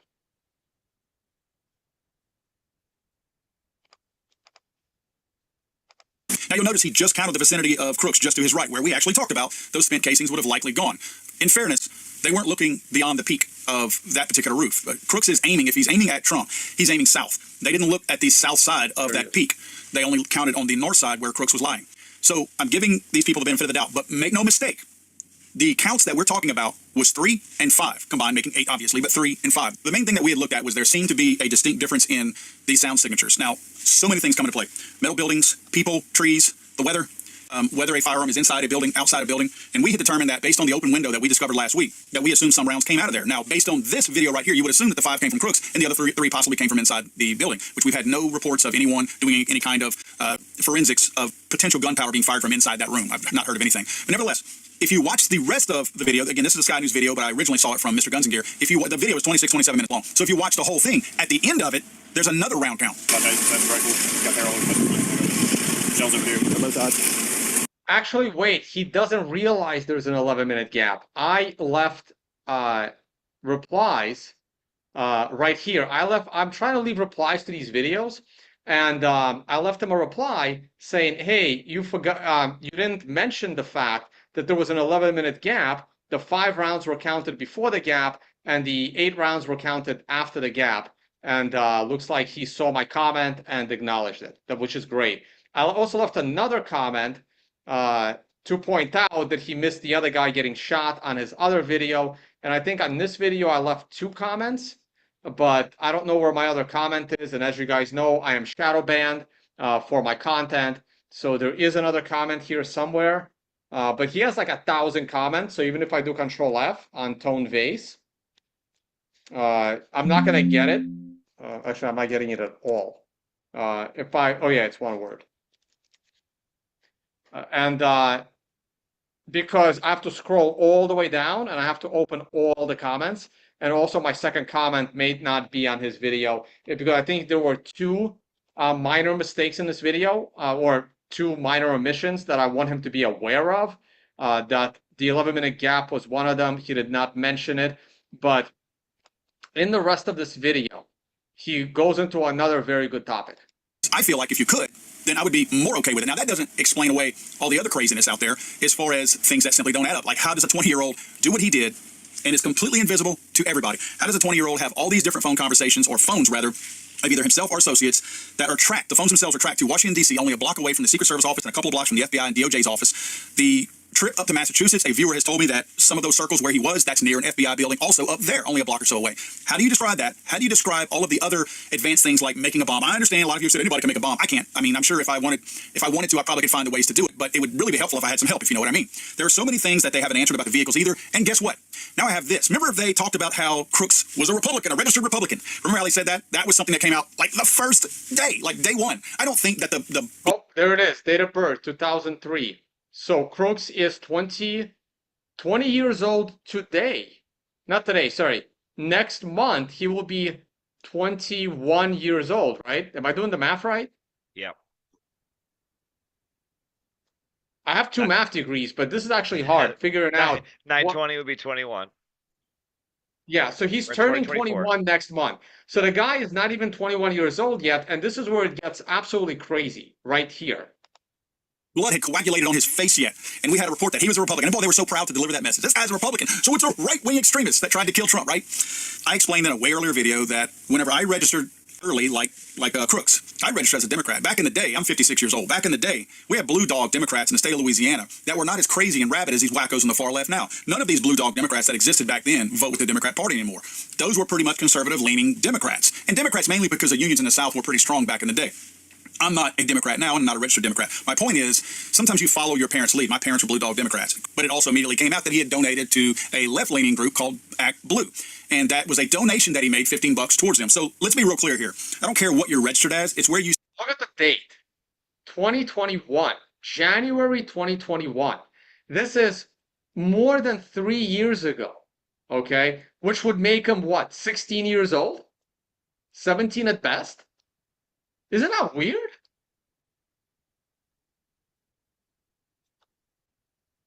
That was kind of a question. You with me? Yeah, I'm sorry. Yeah, no, I'm with you. I'm trying to do math. So that would be 3 years. So yeah, he would be 18. Okay. Okay, so he would be... No, he's not 21 yet. So he can't be. He would be 17. Now you got me confused. What was his birthday again? Anyway, it doesn't matter, right? It doesn't matter, right? When anyone watching this right now, when you were 18 years old, would you ever donate $15 to any political party? Or are you going to spend it trying to bribe somebody to go buy beer? Yeah, I'm not giving my $15 up. That's pack smokes right there. Right. You spend the money that you work for, that makes you what you are. But since then, additional information has come out from Daily Mail. Headline: shocking social media posts of Trump shooter Thomas Crooks are revealed by social networking website's CEO. The CEO of the social networking website Gab has revealed posts that he claims may have been written by Donald Trump's would-be assassin Thomas Crooks. Andrew Torba said on Wednesday that an unnamed law enforcement agency informed him that Crooks may have posted pro-Biden messages on Gab, a platform known for its alt-right users and conspiratorial content. So they're trying to paint Gab as alt-right and conspiratorial. Anytime the media says something using the words alt-right and conspiratorial, they're trying to discredit it right off the bat. So this organization responded to Cat Turd. I don't know if that's the same Cat Turd that I follow on X, but he makes some excellent posts on there. It likely is. I'm not going to play the rest of this, but basically this is supposed to be him, and all these posts from Crooks are from 2021, when he would have been like 17 years old, and he reads them out loud, and they are more professionally written than anything else. And like he just points out the absurdity that a 17-year-old, and he calls him 20-year-old, but he's not 20 here. The absurdity of him writing these posts. On U.S. citizens in Texas. You notice something that he does right here that is not common for liberals, left-leaning people? This is why I have question marks about who actually made these posts. Somebody definitely made these posts in 2021. There's no doubt about that. This was not going back and done, but somebody made these posts. The reason why this doesn't seem like a post that Crooks, if he was a left-leaning liberal, made is because he does one thing that most liberals never, ever do. They never cite sources. They never do that. It's usually name-calling and a bunch of silliness up there and stating that people are somehow Hitler and that some ways that they're tyrants and you're a fascist. They actually post a link. Now, I'm not saying that this is a legitimate link and that this website is legitimate either. It could be another wacko far left-leaning website. But he does post a reference, which is really odd for the left-leaning folks out there. He goes on to post on other posts out there about percentages and actual numbers that he's apparently pulled. Now, this, again, sounds really, really, really like somebody either copied and pasted this somewhere or it was a very well-worded, at least professionally worded document as far as what he's pointing out. And tell me this doesn't sound like something a Karine Jean-Pierre would say from the podium. Actually, the executive order allows an easier path to U.S. citizenship, therefore no longer making them illegals and allowing children to join their already legalized immigrant parents in the U.S. That does not sound like what a 20-year-old would say. I don't care how smart and... He's not even 20 here. He's 17. This is 3 years ago, and he's 20 now. Yeah, I don't know about that. He doesn't really necessarily even... I'd have to hear him talk, but he doesn't really look like a genius. Right. So a lot of this is really, really weird and shady, and I wish we could get to the bottom of it. A month after Biden took office. So not really sure why this was done like this, but it was certainly done in defense of Biden in many cases. The Daily Mail goes on to state that he posted on the site 9 times total. While the account made very few posts on the site, the majority of them were... I don't have the time to respond to every single one of them. I wish I could, but I absolutely can't. Please like, subscribe, share, keep the conversation. Oh, shit. Okay. My thing is... slow. So another video that I just watched of him. So the one angle that I should be investigating is the short selling of Trump's stock. God, guys, I got so much to cover today. We're not even through this yet. He did a great video on, oh, and I got to talk about this. So he did a video on, did they bet on Trump? Right, this one right here. This is the short selling stuff, and I do have comments on this. Reflect our position on June 28th. Stand it, or I don't live it. I don't work in that field, and some of those things just are a little bit foreign to me. He's saying what I've done is I found via an ex-user. His name is. So he just said he's not an expert at finance. Josh Walkos, and he goes by Champagne Joshy online. I followed him for a little while, and he has some really interesting stuff on here. Josh posted, I may have found something potentially important. Can someone please explain to me the extreme disparity between trade volume and the day high for Trump stock, DJT? This is for his Truth Social network for Thursday, July 11th and Friday, July 12th, the day before the assassination attempt. This is directly from the TMTG Corporation. Look, Thursday volume 3.9 million, Friday volume 35.6 million. Thursday's high $30.31, Friday high $15,638. He asked, that Friday high has to be a mistake, right? Even if it is, the extreme swing in volume should definitely warrant further investigation. That is an 800 and it just went into effect on that Friday, right? Somebody made this decision ahead of time. Somebody, and this is not historical, based on the trends that you look at with True Social or TJT stock. Josh posts again, a company called Austin Private Wealth LLC is who shorted 12 million shares of DJT via a put option. The filing date is July 12th, the day before the assassination attempt. They have around $1 billion in assets under management, and this is by far the largest put placed. According to a source The trade represents 6% of total shares and over 16% of the float of the stock, given for the fact that Trump owns 60% of the company. Josh posts, to make things even more interesting, my source tipped me off with the following two images from their Bloomberg terminal. The screenshot on the left shows the put by Austin Private Wealth. That was taken earlier this morning. It shows the 120,000 puts. As you can see, the position is by far the largest. The next closest is Citadel Advisors. Here's where it gets interesting. The screenshot to the right was taken later in the day, and poof, Austin Private Wealth LLC is nowhere to be found. Why? Now, this is where it gets screwy. Then Josh posts, Austin Private Wealth amended their filing on 7/16 and removed their put option. Josh then made the following post. Austin Private Wealth released the following statement about the shortened DJT. Statement on incorrect filing with the SEC. The SEC filing, which showed that Austin Private Wealth shorted a large number of shares of Trump Media and Technology Group, was incorrect. And we immediately amended it as soon as we learned of the error. No client of APW holds or has ever held a put on DJT in the quantity initially reported. The correct holding amount was 12 contracts or 1,200 shares, not 12 million shares, as was filed in error. In submitting the required report for the second quarter of 2024, a multiplier was applied by a third-party vendor that increased the number of the shares by a multiple of 10,000 for all options contracts, not just DJT. We did not catch the error before proving the filing. We filed the report on July 12th to reflect our position on June 28th. We amended it on July 16th. Makes perfect sense, right? How does a transaction that large, involving real money, make it through, and there's no fail-safe methods to make sure that you do that? You're short-selling something. So this is very, very questionable. They did amend this from 120,000 contracts to 1,200 contracts. All right, so they were off by 100,000. I will just say that this is very, very suspect, and it needs to be investigated. However, I'm going to play devil's advocate. And while I was a data analyst at back in the Bear Stearns days or JP Morgan days, I don't remember, I had to manage data. And I every month I would download the daily historical prices, or actually they would automatically feed into our system, like the historical price of the Dow Jones. And then I would spend like once a month, I would spend 3 days doing this mass, like I would clean the data, but I wouldn't have to clean old data because old data was supposed to be cleaned.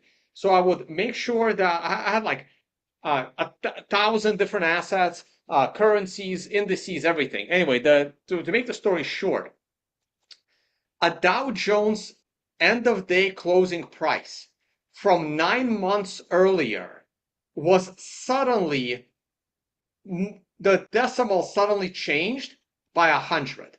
So instead of the price being like the Dow Jones being like, $10,300 at the time or whatever it was suddenly $103 instead of 10,000. So someone divided this one data point by 100, and it was in the Bloomberg system for the closing day price of the Dow Jones. I didn't check that data because I'm assuming that historical data that were being fed does not change. It shouldn't change unless it was changed to be more accurate. And I literally, this guy, I was like my first year of Wall Street, I'm on the phone with Bloomberg, the biggest data provider in the world, informing them that their price for closing the Dow Jones on some day 8 months earlier is suddenly off by a factor of 100. Like, I'm sorry, this should not be, a first year on the job data analyst informing Bloomberg that something as important as the end of day price of the Dow Jones is off by 2 decimal places. So I will say that it is possible that Bloomberg, literally the king of data, fucked up only from personal experience. That's all I'll say. Okay. So I have Jason Lenz. Are you aware that the last 5 shots coming from an automatic, which possibly narrows down a shooter? A military have automatics. Can I comment on that real quick? So go ahead. I did bring this up. The 5 shots is actually not an automatic. An automatic would have fired those 5 shots, way faster, Much significantly quicker. faster. I'm going to say Yeah. that as well. So the other thing too is there's not like a total surefire way of knowing 100% whether it's coming. An automatic weapon sounds the same as a single fired weapon. A single fired weapon can be fired very quickly. Have old my uncle show you the belt loop trick. There's a lot of things that can be done. And we're not even going to touch bump fires, which are highly inaccurate. But And people are saying that's not Bloomberg. No, that's the Bloomberg terminal. That's Bloomberg. That's Bloomberg is the king of data. What you see on TV, the Bloomberg channel, that's their media division. That's not how Bloomberg makes money. It's Bloomberg makes 90% of their revenue from selling data to companies like JP Morgan and Goldman Sachs. Those screenshots of the Bloomberg terminal, that costs like $3,000 a month to have that terminal. I wish I had that terminal. It has all the data in the world. So Bloomberg is a multi-billionaire, the person Bloomberg, who was the mayor of New York. He's a multi-billionaire, not because he runs a cable channel. He's a multi-billionaire because he sells data at like 3 cents per data point, and they have 1 billion points of data. Okay. So no, Bloomberg is a data company. They're not a media company. Okay, God, where to next? This actually does not stop, and he has like absolutely awesome videos. He is my he's listed for me as the best source. This was Legally Armed America. Now we get into another crazy round. This is John Cullen. I finally watched his interview with Dark Horse. I have not watched the videos on his channel yet, so we're not going to go to his channel. We're going to go to his interview with Dark Horse. It is a 2.5-hour interview. I finally watched it. We can actually just go to his Twitter as well. Here is his theory. This is a must-watch 2-hour and 40-minute video. I've seen it. Here's his theory, right? He completely acknowledges. Let me see if I can find this part. Right. How early is it? Let's just go to this area. Let's see if we can get lucky.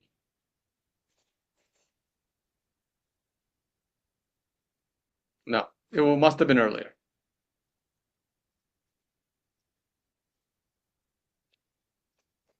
Here, he is taking the water tower very seriously. Presentation. All right, so this is an interview. The lady in the red dress is with Fox. The woman in the black Trump shirt, it says Trump girl, is about to recount her personal situation here. So there's an eyewitness account. Let's take a listen. That's where the other shooter was. There was one I heard in Water Tower. There was one by the fence. And still, obviously, initial reports. But what we do know, according to the fence where the other shooter was. There was one I heard in Water Tower. There was one by the fence. And still, obviously, reports. Fence where the other shooter was. There was one I heard in Water Tower. There was one by the fence. Okay, so one by the water tower, one by the fence. That's what I heard, right? Now, all right, let me jump in here for a second. I believe I know where you're going, and I will just say, from my perspective, this is another place where the absence of briefings is glaring. The eyewitnesses tend to point me in a certain direction. So if I had 3 eyewitnesses telling me the shots were coming from the ladies' room, I'd be looking for footage. Show me some footage that's got the ladies' room in the footage, right? That's what I want to see. I want to see what's going on there. So when I hear somebody say one shooter was over by the fence and the other was by the water tower, oh, okay, you got my attention. Let's listen to this next eyewitness and see what she has to say. Sharpshooter shot to the left. He killed a gentleman in the water tower here. What was that? Sharpshooter shot to the left. He killed a gentleman in the water tower here. Whoa, that's getting pretty specific. The sharpshooter shot to the left and killed the guy in the water tower. Wow, that's pretty specific. And it's not. She doesn't sound like somebody told her this secondhand, does it? Let's listen again. Sharpshooter shot to the left. He killed a gentleman in the water tower here. Sharpshooter shot to the left. He killed a gentleman in the water tower here. Now, she may be mistaken. Okay, so none of this to me is definitive. The whole point of using inductive reasoning, the whole Sir Francis Bacon method, keep gathering evidence. Keep gathering evidence. Hold off on coming to a conclusion until the evidence is so overwhelming That all again, it's like Galileo, man. Galileo had the whole notebook, and he's like, just look through the telescope, bro. It's all here. You don't have to. It's all here. Well, there's a signature of it. If I can borrow from my own toolkit. So let me. I think I just found it and it went away. So he thinks there were 3 shooters. One in the water tower. Second is in the vicinity of where the patsy was shot on the roof. But he will explain the likelihood of a 3rd shooter coming somewhere from the forest. And this is the only guy that I hear making this claim, but he makes a decent point. And let me see if I can find the right place for that. And he explains how the 3 coordinated. Start with this. Chris Martenson was using this footage, and let's take a look at what we can see, what we can learn here. Here we go. I'm trying to start it without all my fancy music, because again, I don't think that you. Right, so we're focusing on that rear corner, and you're going to see what we call ballistic evidence. This is evidence of a round hitting something. Watch closely. See something that said, take a look what happened. See something that said, take a look what happened. All right, you see this? You see it? I do. Okay, it's a puff of smoke. Now that puff of smoke, is that puff of smoke moving from right to left? Can you tell me? Let's take a look real quick. Is that left moving to right from my perspective? Okay. Yeah. What happened? Take a look what happened. All right, so one of the things that Chris Martenson points out in this video is that there's a gentleman here in the middle, and the gentleman here in the middle is wearing like a flag shirt or a flag wrapped around himself or something. He bends over at that very instant, and we're going to see him carried out by medics or the police a few minutes later. Or actually, they don't carry him, they assist him out. He has his flag wrapped around, and he's holding his right torso. He's holding his right torso, okay? And he's to the left of the railing in this picture. So we're now looking for a bullet that maybe pierced his right torso and that railing at the same time, which kind of doesn't really line up well with Mr. Crooks. But okay, this is, I'll show you guys a diagram in a second, but this is the set of bleachers. If you're looking at the president, towards the president, these are the bleachers off to the right side, near where the hydraulic line got pierced. So this is off to the right side, away from the water tower. This is as far from the water tower as you could possibly be. Now, I'm going to tell you guys in advance, this shot is kind of strange. That's why this has 6 million views on Twitter. Yep. Because at the same moment that the shot hits that rail, or split second earlier, this guy in a white shirt and white shorts takes a dive. All right. Now the question is he just slipping and falling, or is this what we would call a kinetic event? Did something happen? Did he get clipped? Did he get nicked? Did he get hit? Let's watch this guy in white shorts, white shirt, and a red hat, and see if we can figure out what's going on there with him. What happened?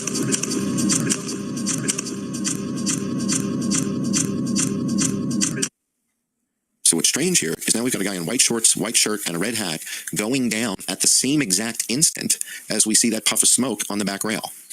All right, so I must say, when I saw this video, which I saw on your Twitter, my feeling was exactly the same chill I got when you put enough pieces together in the Las Vegas shooting that it was like, oh shit, this is actually highly credible. Because what you've got here, for those who can't see it, is you've got 3 events in a line, all the most parsimonious explanation for what you've got captured in this single video, we don't have to worry about aligning it or anything like that, is you've got 3 kinetic events in a straight line. That tells you had an object. I mean, in my mind, and I'm not an expert, it raises questions about shorts, white shirt, red hat, he takes a dive, and I got it hitting the railing in the back. Okay, now what Chris Martenson points out is it also hit the guy wearing the flag.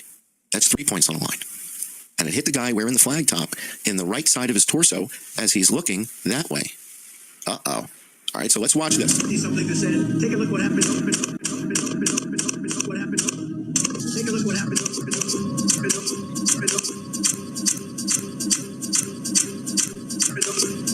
If you want to really see something that said, take a look what happened. What you know about... All right, I apologize. All right, so now we get to the diagramming.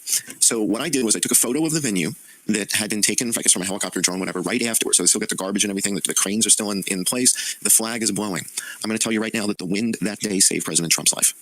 You've got a breeze of 8 to 10, 12 knots, and it's blowing from the left to right in this photograph. The wind took that bullet exactly. I mean, you couldn't get closer without killing him, and you couldn't get further away without hitting him. The wind saved his life that day. You've got a windage that took that bullet towards the bleachers, away from his right ear. The wind blew that bullet just I'm enough. gonna move forward a bit. And that's why he's still here. Had there been corner of the stands makes enough sense, but it does not pass through the guy in the white clothes in the other side of the stands. He's the only guy, this analyst, John Cullen, is the only guy focused on this person here in the blue. Can I ask you a question? Yeah. Is the guy in the blue, is he passed away? Is he dead?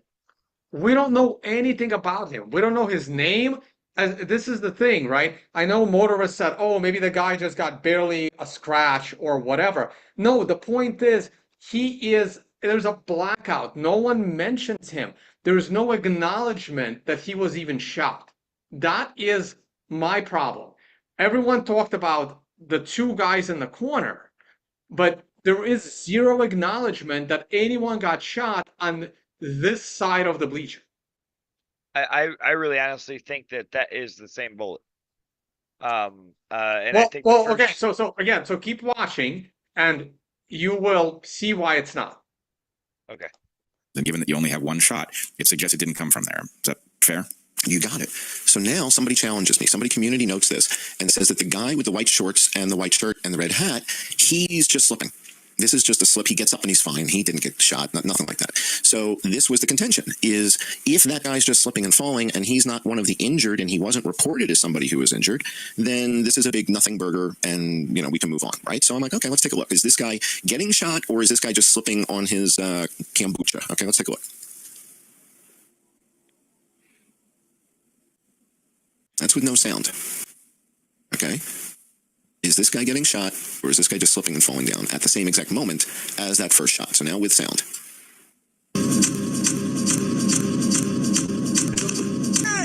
Okay.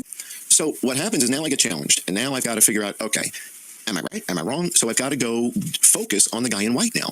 And I do a video that says, let's take a look at the guy in white. What is the story with the guy in white? Is this guy slipping and falling, or is this guy getting clipped? He may just be getting grazed. Dude, if you get grazed, you're going to fall down. It hurts. It hurts like hell, right?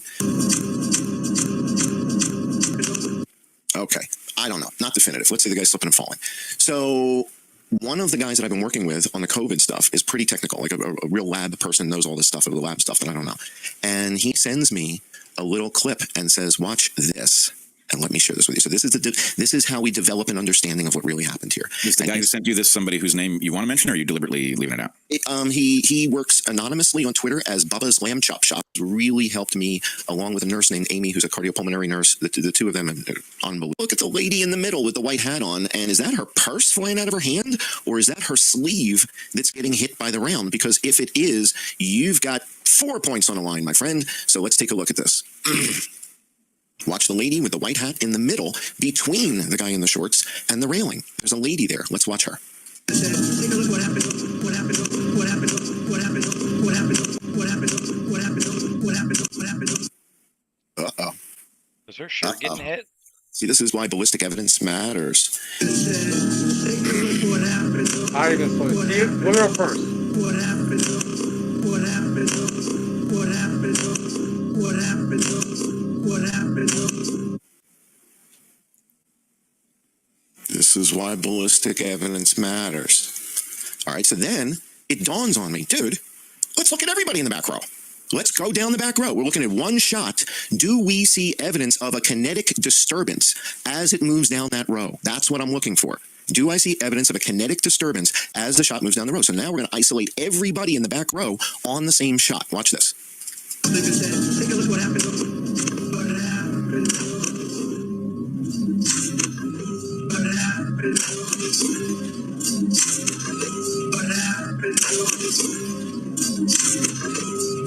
happened? What happened? What happened? What happened? What happened?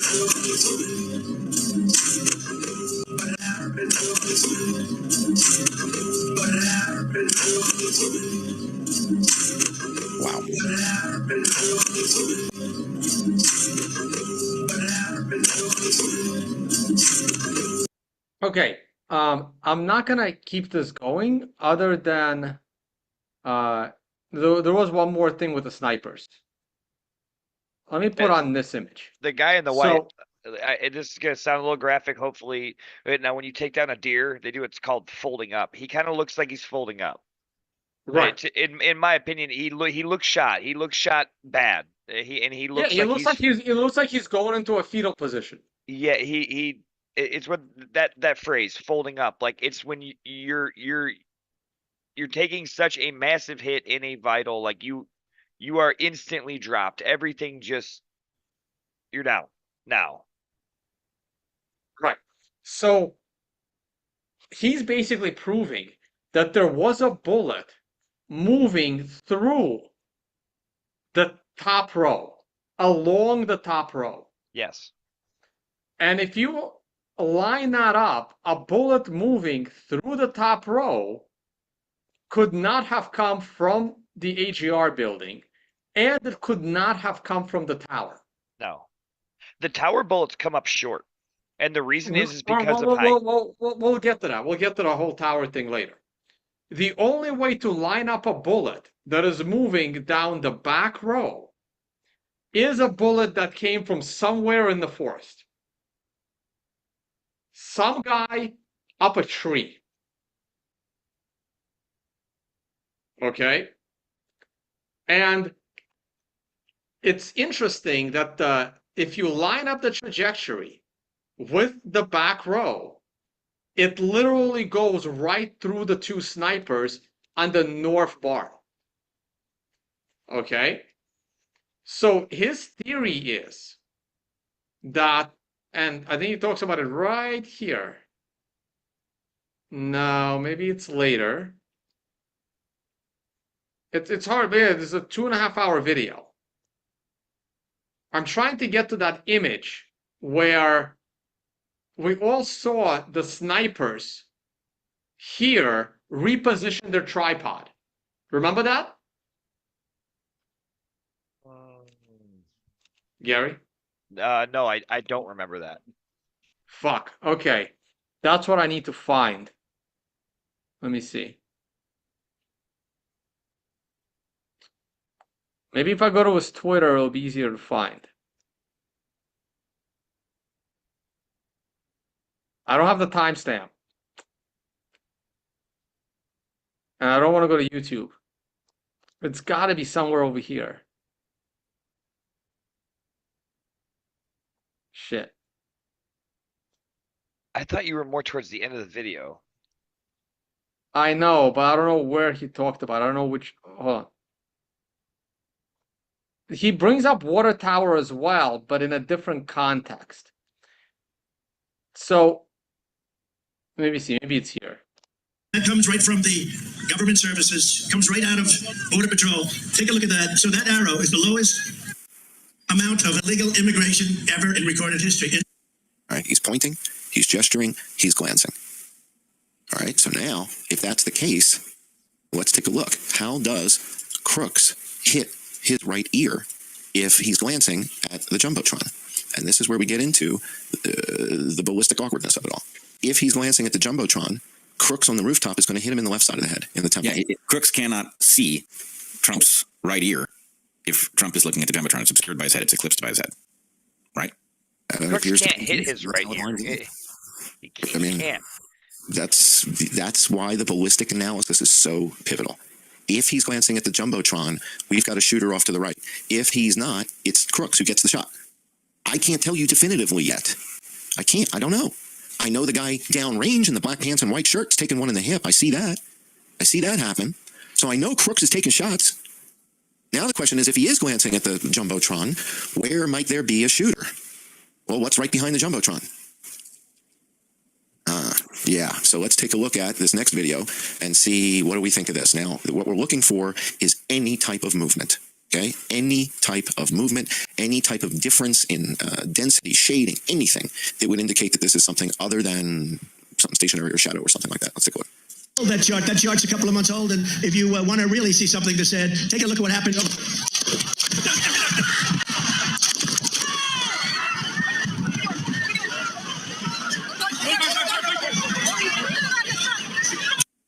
That chart's a couple of months old, and he just doesn't say anything. So another one of the water tower, which is not in focus. Obviously, the water tower.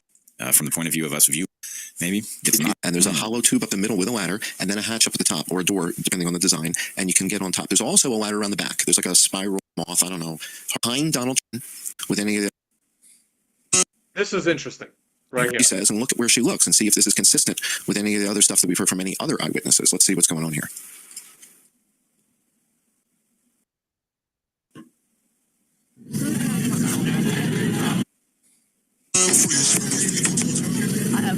Where are they running to? Thank you, Trump! Thank you, Trump! Thank you. So a lady in the back row turns her camera around and says, where are they running to? And people were clearly running to the water tower, like some law enforcement.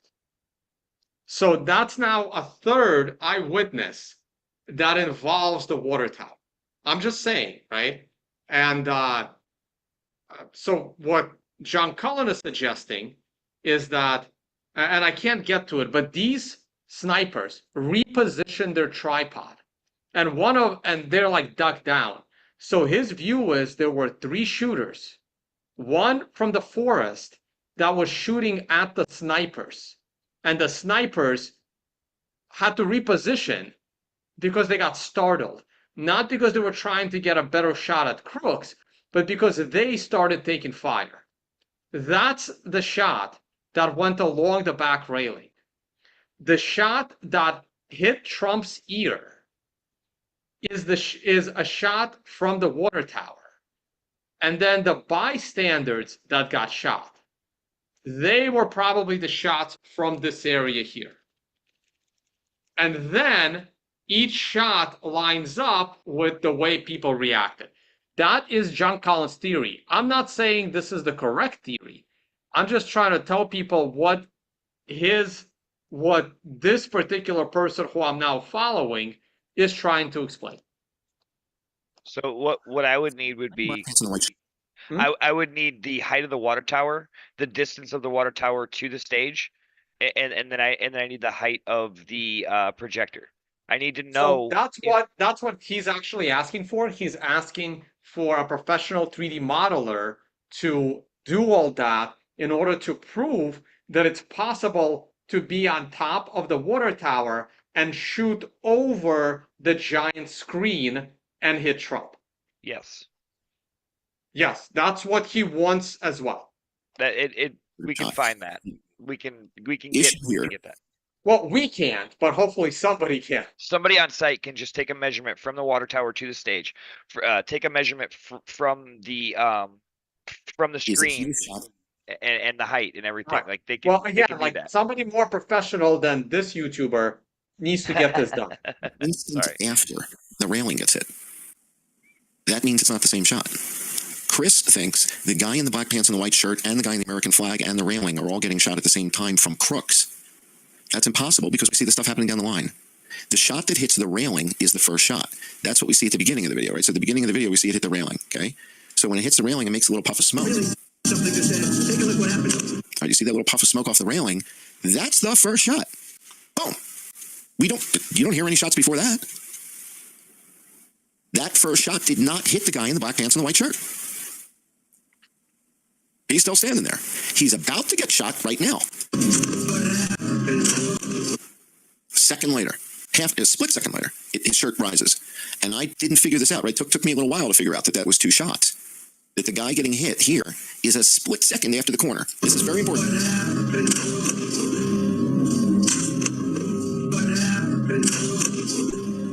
What you're looking for. All right, he's saying the rail smoke came before this guy's shirt rises.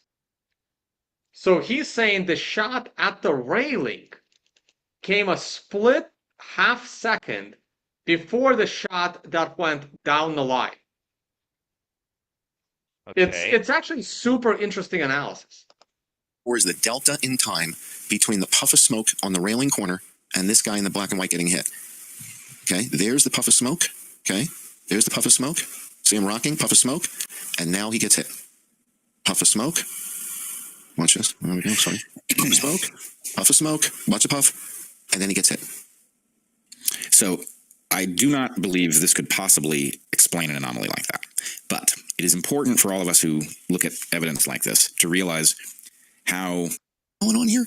The first shot is the red line. It traverses the back row of the bleachers, knocks the guy in the white pants, white shirt off the bleachers, moves the lady's purse. We see the kinetic evidence down that back row, and it hits the railing.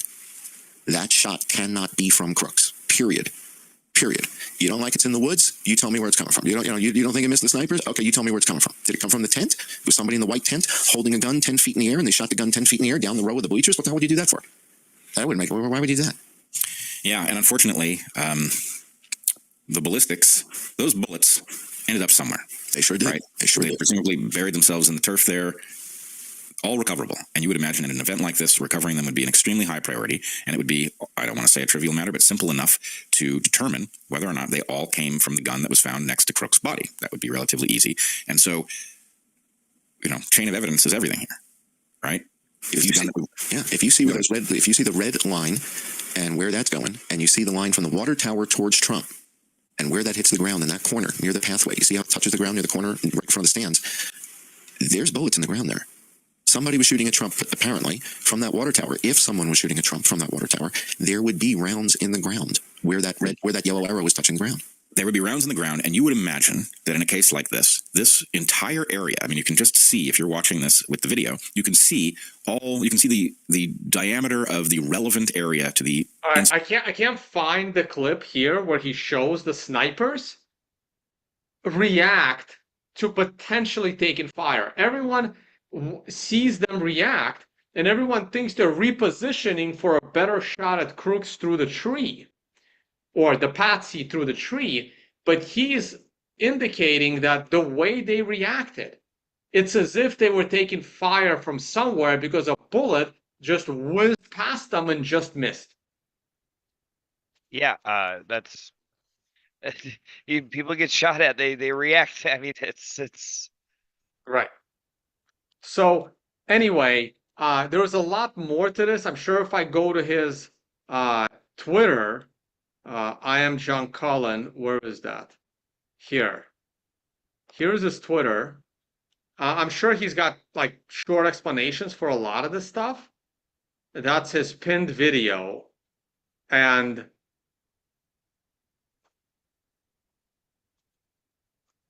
that's the specific post. And that's his, those are his lines. Here it is. Let's watch this. Let's watch this. It's short. These are the snipers that repositioned. Take a look at what happened. What you know about rolling down. See something that said, take a look at what happened.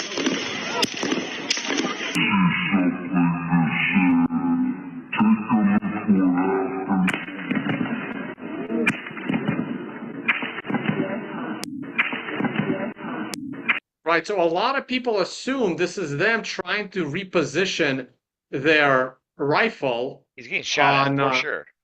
For sure getting shot at. Yeah. So he's saying someone from the woods up on a tree shot at them, and it's a perfect trajectory along the back row.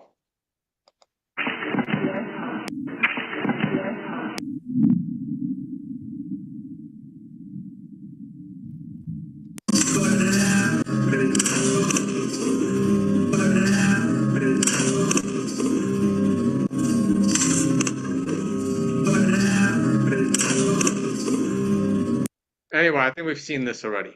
So that is something else to consider all entirely. There's too much here for me to go. You gotta get too going? much.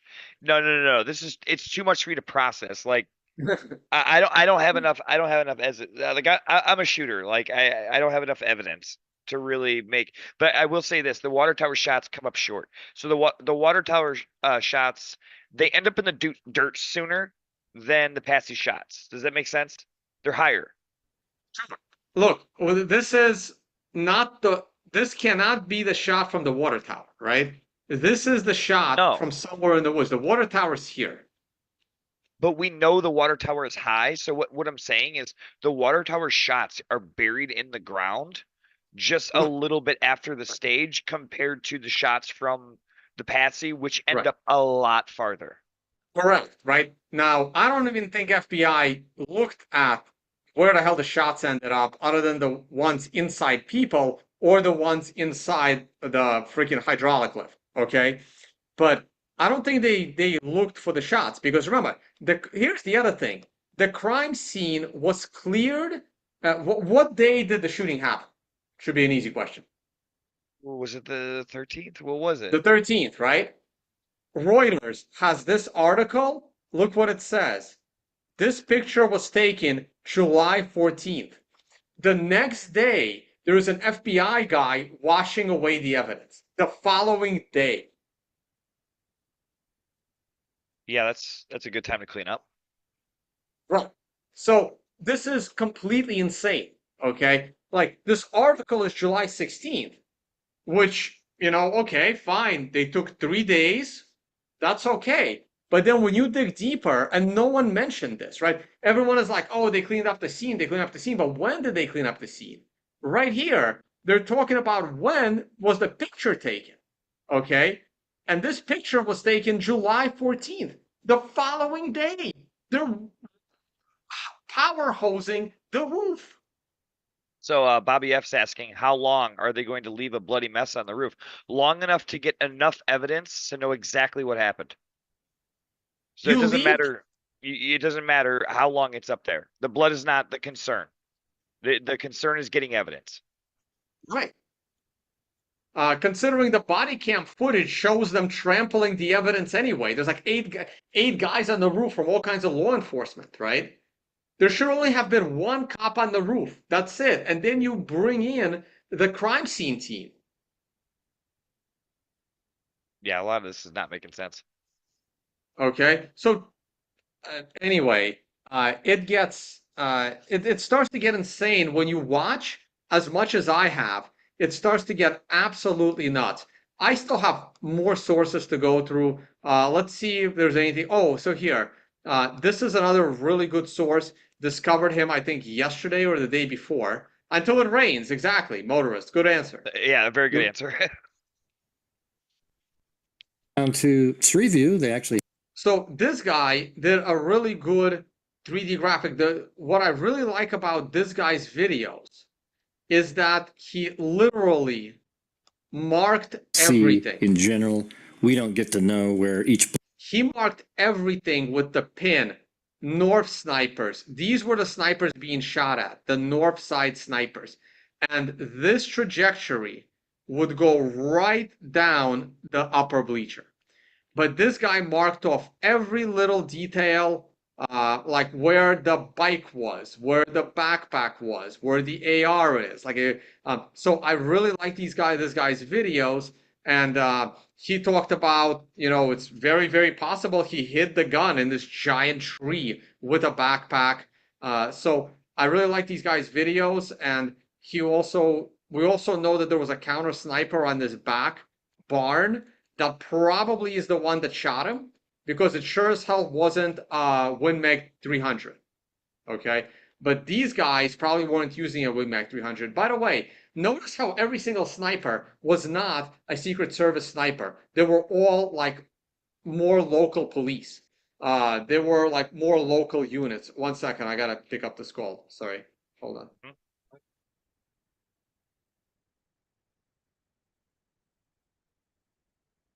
Yeah, this is. I need to go more through this. I haven't had time to go through this really. Anybody have any questions while we're waiting?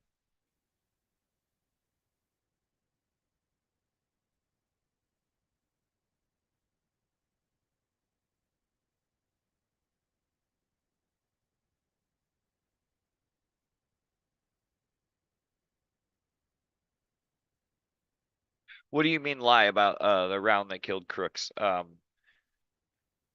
Motors, because you're saying what? Hey Gary, give me 1 second. I'll be back in 30 seconds. Yeah, go ahead. So Motors, you're saying pertaining to the fact that his head would be a lot more destroyed if he was hit with that 300 Win Mag. That you're pertaining to that. Why would they lie about the round that killed Crooks? That's a really good question. I don't think I have an answer for it, but any decent chunk of a shot in the you know, if it's a grazing, it will look different, but from what I'm seeing, it's more like center, like top nose, almost like right between the eyes, which would cause like anything more center is going to cause the same type of reaction that you saw in the video from that round. It is a devastating round. Okay, I'm back. So real quick, I'm not gonna go through all of his videos, but I really like his videos, and he even, oh man, I just closed that channel. Hold on, Control Shift T. View. Now you can see a couple soldiers up on the roof over there. Is this the... In his most recent video, he was able to identify where the van was. So he's marking off everything.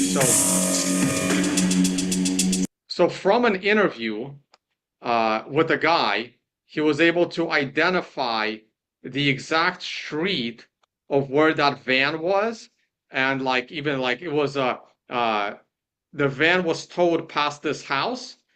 So the van is somewhere on this street. So that was super interesting to watch, and he talked about how he did it. Now again, he is just labeling everything, and his assumption is all the shots came from one place. Okay. So again, he's not investigating multiple shooters. He's just identifying all points of interest. And this is where the van was parked, somewhere on this street. And he knows where the bike was. He knows where the backpack was, like down to like the minute location, not minute of time, but minute location in location coordinates. I don't see how that's possible. Well, Chloe, I'm being sarcastic here, but okay, right. But this is what he's basically doing. He is literally like for example, here, where was the backpack? From all the other videos showing the backpack, he counts literally. He just tries to put a pin in the most perfect location possible. So that's why I really, really like his videos. So people are just disappointed it was just a crazy lone 20-year-old, so they make up some crazy stories, putting together blurry video without any actual knowledge of crime scene. I mean, I don't know what I can say to that. I don't know what I can say to that. Yeah, I'm not going to say much to that either. So here's a video. So this is a pastor that lives in the area, and he went out there just to look at the scene. And what he was able to say was interesting. It's right here. From where this particular picture was taken. Now, what I really want to show you is the building itself, because there's a couple of remarkable things about this particular building that were just striking to me. So let's talk first of all about the most obvious thing, which is that sloped. By the way, the most obvious way for him to get on the roof, and someone else talked about that, was to jump on this air conditioner and easily get here and go that way. Easy. Yeah. Roof. Now, the Secret Service director told us that they couldn't have a counter sniper positioned on the top of this roof. You'd think that'd be the first thing. And if everyone is looking to the right, if everyone is looking at Trump, no one would have noticed. But later on, when he's crawling, somebody noticed. But what he says is, when you're standing right here, you are almost at eye level with the top of the roof, because this is a giant slope down, and this is a big hill. Yes. That they would do, because again, this building here is the nearest proximate line of sight building to where the president was standing. Man, it's just a couple of feet rise. That's all that is the least sloped roof you could possibly have. In fact, if this door right here is about 7 feet, doubling that would be about 14 feet. Now, one of the things that I thought were interesting is that there was a report that there was an officer who peeked up and saw the gunman on the top of the roof, and that officer backed up and apparently fell 8 feet. Now, I guess that's possible if somebody was standing on somebody's shoulders and looking up at the top of the roof here. Maybe that's what happened. Maybe they looked over here and looked up on top of the roof this way to see the shooter and then backed away. But if that's true and he was on somebody's shoulders here, then I don't know that it would be an 8-foot fall. I guess maybe that is possible. Okay, so, but here's what I found to be really interesting. Two things here that are not being talked about very much. First, there was a question of how the shooter got on top of this particular roof. And I heard that there was, at some point, there was a ladder that came from and where the ladder of this building, the easiest way to do that would be to get on this air conditioner here and to get on this little breezeway right here and then to simply climb on top of the building right here. Okay, so I think most people who are fairly athletic could make that climb because there's even a window here that you could put a foothold on. There's no question that you could get on this AC unit and then you could pull yourself up and then on top of the roof like that. So that seems like that's pretty easy. Another thing that shocked me about this building was that, and you can kind of see this in this picture, that this spot right here where I was standing to take the picture is actually high ground. So it kind of goes down right here. You can see the lay of the land, how it kind of degrades like that. And interestingly enough, if you're standing over here where we were, and even back further this way, which is off the frame here, you can pretty much see up on top of the roof, which makes it astounding that the Secret Service or the police were not able to more quickly identify this person. Now, tons and tons of people were taking videos of this individual. A lot of people saw him, but I was surprised how much of the roof, if you actually back up again just a few feet back this way, how much of the entire roof line you can see about this. Not many people are. All right, again, reference in the video description. Aerial, this is really cool. This is just straight up aerial footage.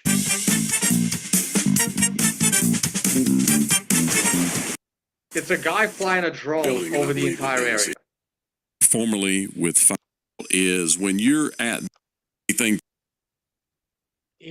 But in this video, he talks about the BlackRock connections, which is crazy because apparently BlackRock owns that building or somewhat, which I did not even know. On top of that building right there. And he shot, the counter snipers were on top of that building right there. And he shot, so all the people that you saw that were pointing at him were standing right here. So that video clip was 20 seconds long, and somebody came out of the building and stopped us from filming literally in 20 seconds. They say that the shooter was at this scene for 1 hour and nobody confronted him. That's first. Second, what do these people have to hide that they didn't want anybody here filming? I just didn't understand it. There was hundreds of people all over the grounds of this glass company just 6 days before, and no one cared. Suddenly they care.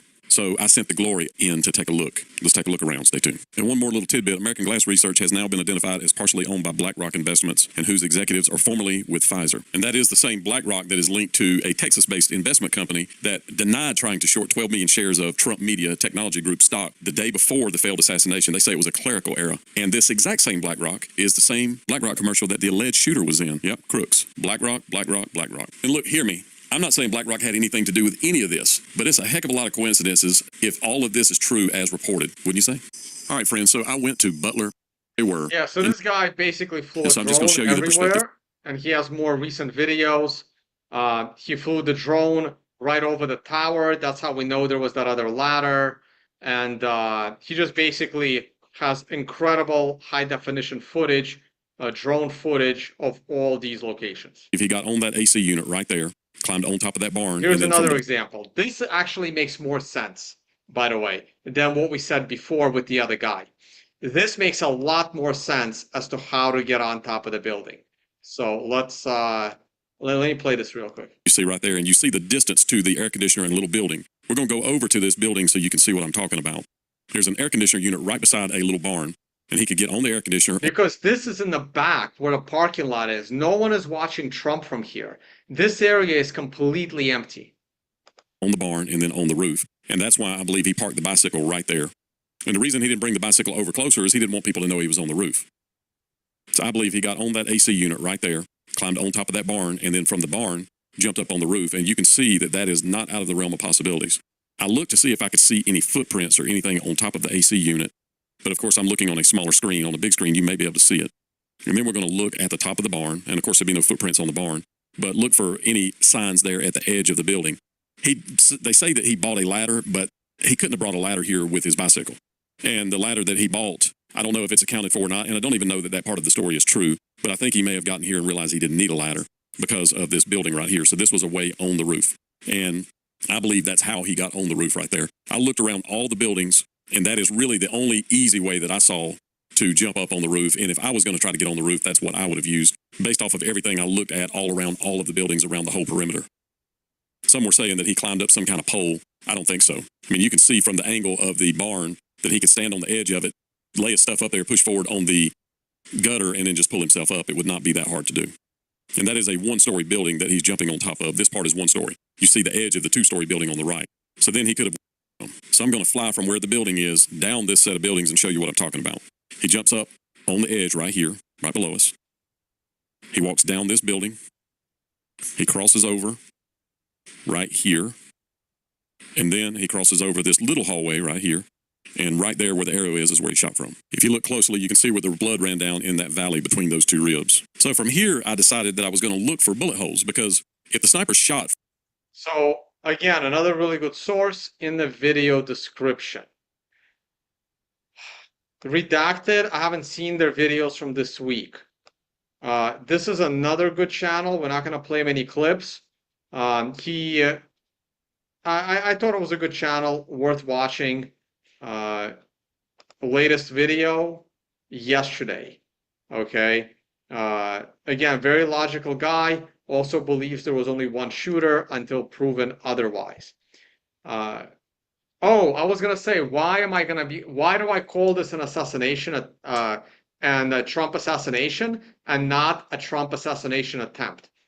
And I credit that to one of the Judge Napolitano's guests. I think Larry Johnson was the guest, and that these links are in the video description as well, or his channel is, where he says an assassination attempt implies that the attempt failed, but it also implies that the shooter was stopped. This shooter, even if there was one shooter, was not stopped. The only reason why Trump is not assassinated is by absolute miracle, because there was nothing that law enforcement did to prevent the assassination. Thus, he's calling it a Trump assassination because it's only by sheer luck he's alive, not because law enforcement was able to prevent it. Well, there is no certainty, right? Like, there's no certainty when you have to deal with windages and, you know, all. Well, no. There's a certainty that the law enforcement had nothing to do with Trump being alive today, right? That the shot hit his ear. It was a successful shot that happens to miss by half an inch. Which could have been from him moving. It could have been from wind. It could have been Yes. from many things. Yes. So an assassination attempt, there is some guy sneaking up on a president trying to stab him, and a Secret Service guy gets in the way and stops it. That's a prevented assassination attempt. But what he says was, no, this was a successful assassination. It just happened to, the bullet just happened to miss. The Secret Service did nothing to prevent it. In fact, I think they probably helped at this point. Anyway, the other, that's John Cullen. So here, someone posted this. I understand moving the gun. Why the fuck are you moving the body? And this is not happening the next day. Because look how many guys with firearms are here. This is happening in real time. Why in the world are you moving the body? And personally, I can't be certain that the guy has a tattoo on his arm. But if we go back to the story of apparently Yarrick, and it would have been nice to see his face right here. But apparently, if we go back to figuring out the Yarrick situation, apparently Yarrick had a tattoo on his arm, but I have not been able to prove or disprove that. But this is insane. Not only are they hosing down the roof, literally the next day, it looks like there's pictures of them moving the body the day of. Yeah, that's a big no-no. I don't know why they're doing all that. Unless they are trying to attempt to hide something. Or neglect. Severe neglect. Look, like I said, I don't know how to make a video that's 10, 15 minutes to summarize everything I know. So the best way I can do it is with an 8-hour video providing you all of these resources and why I am religiously watching all of these resources. There's more. Here's a sniper's perspective. It was very good. But he got While I was at sniper school, he got two minor things wrong. I might have commented on that channel. Used first, no, top comments. And he talked about how in order to deceive the counter snipers, what you need to do is you need to set up a position and shoot from a spot behind another sniper. So if there's a shooter, you want to be behind that shooter taking the shot, because the counter sniper will look at the closest shooting target to them. But you want to be in line behind them as much as possible. And this brings the possibility, where's my Google Earth? This brings the possibility that maybe no one fired from the roof. I don't know if he ever got a shot off. Okay, is this gonna go to the area or what? What's happening here? I should have coordinates. Oh, come on. Come on.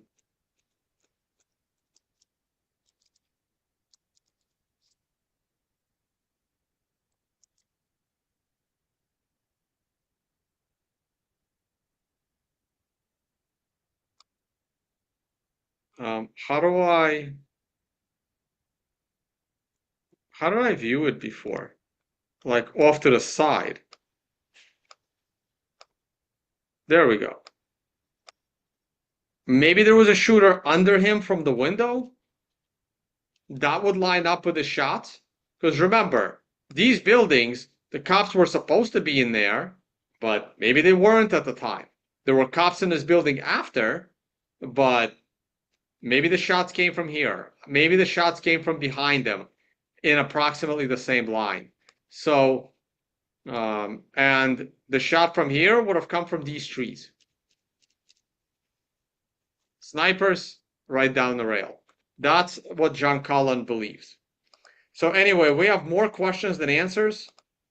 I have all of these are great sources. I've made other notes. Articles showing the wrong info, Crooks in the wrong spot. Yeah, so I was looking at pictures of Crooks. Okay, so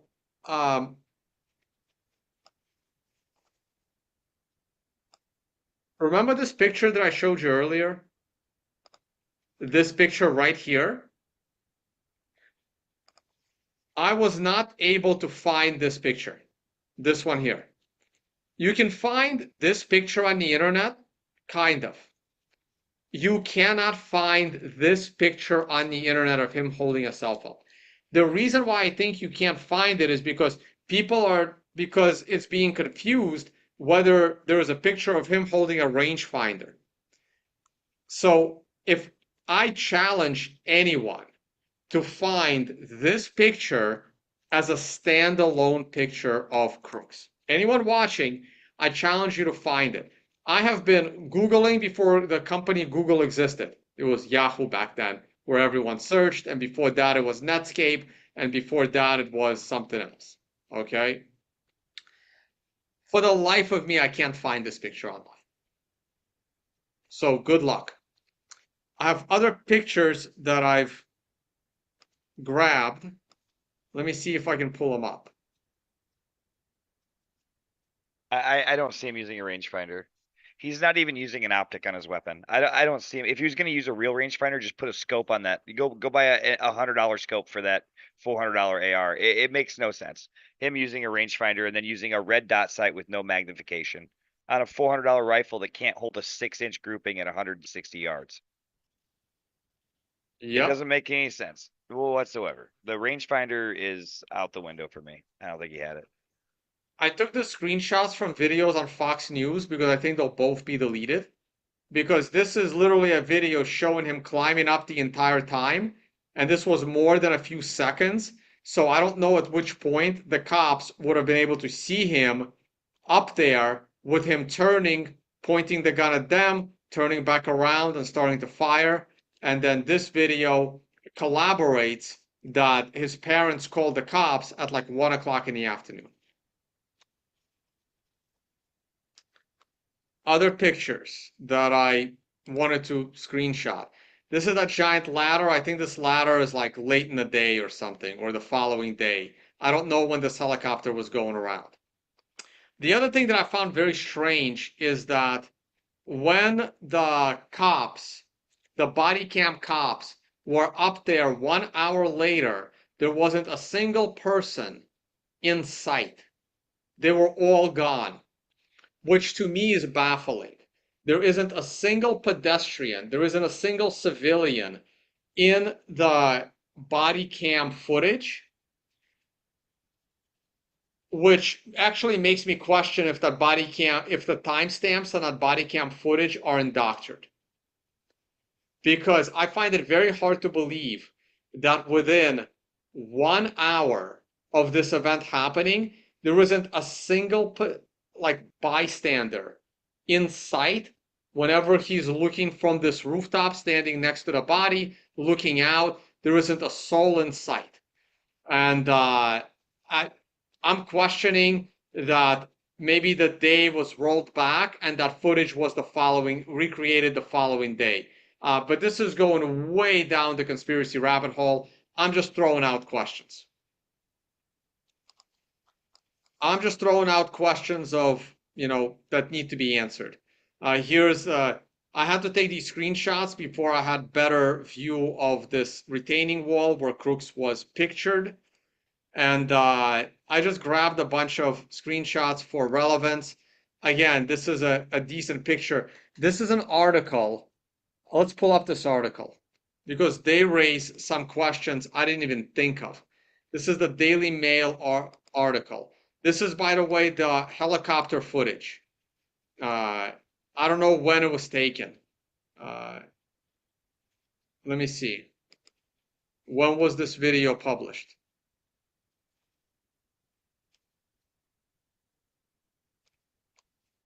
Sunday the 14th, but we don't know when the video came out.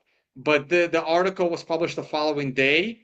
So maybe this helicopter was going around the next day. The cops removed their tactical ladder. Their tactical ladder was placed over here. That's where their tactical ladder was. It might have been here, but I don't think so. It was here. I don't know why. This is a little taller than this. They could have got up there way easier. This is where their tactical ladder was. I think. Got to double check. But this helicopter footage might have been the following day. I don't know. Yeah. Can I say one more thing about the rangefinder? Sure. So if somebody is a good shooter, and they know to get a mil dot scope, you now do not need a rangefinder. So when you are a sniper and you have a spotter, your spotter is just verifying what the sniper sees. A sniper can actually range find using mil dots. So the way he does that is he has dots in his scope, and he knows the approximate size of a particular object, and then he can measure in his dots and say this is about 200 yards away based on the distance in his dots. So like I know obviously he had a red dot sight, but I'm just saying if he was Motorist was saying he's a pretty smart guy. If he was a really smart guy, especially with like casing and everything else and using drones to map everything out, he wasn't a smart guy on how to learn how to shoot. He was very ignorant, extremely, in my opinion. So that's possible, right? But again, this is why I don't think Crooks was the shooter. I think he was a distraction. I think a different shooter actually was made to take the shot. Right, and I think that other shooter was Maxwell Yarrick. And there's going to be what hit him. There'll be more evidence coming out on that, I'm sure. Now, here's a question. I did not know this. This is from the Daily Mail. They must have gotten this somewhere. I have not read this whole article. There's not much to read. I can't click on this image because the entire website would shut down, which is another question of mine. I'll click on it to show you guys after. This is the first time when I found this article yesterday. It says, who was the woman appearing to yell would-be assassin's name? I do not remember this or seeing this in anyone's analysis other than in this picture. So I don't know. This is another question mark that I am seeing as a question mark for the first time.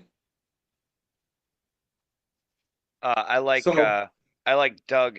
So Dog Mother, there's another way to look at it. If Crooks does have a rangefinder, let's say he does, is he the spotter? Is he the spotter for the actual shooter? That is another good question. And what happened to him, right? I don't think Crooks is sophisticated enough to be the shooter on the tower. I don't think he has time to go into the woods, assuming there was a guy from the woods.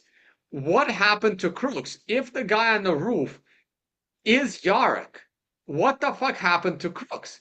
And if the guy on the roof is Yarrick, why aren't Crooks's parents investigating the Yarrick angle, right? There was way more questions than answers.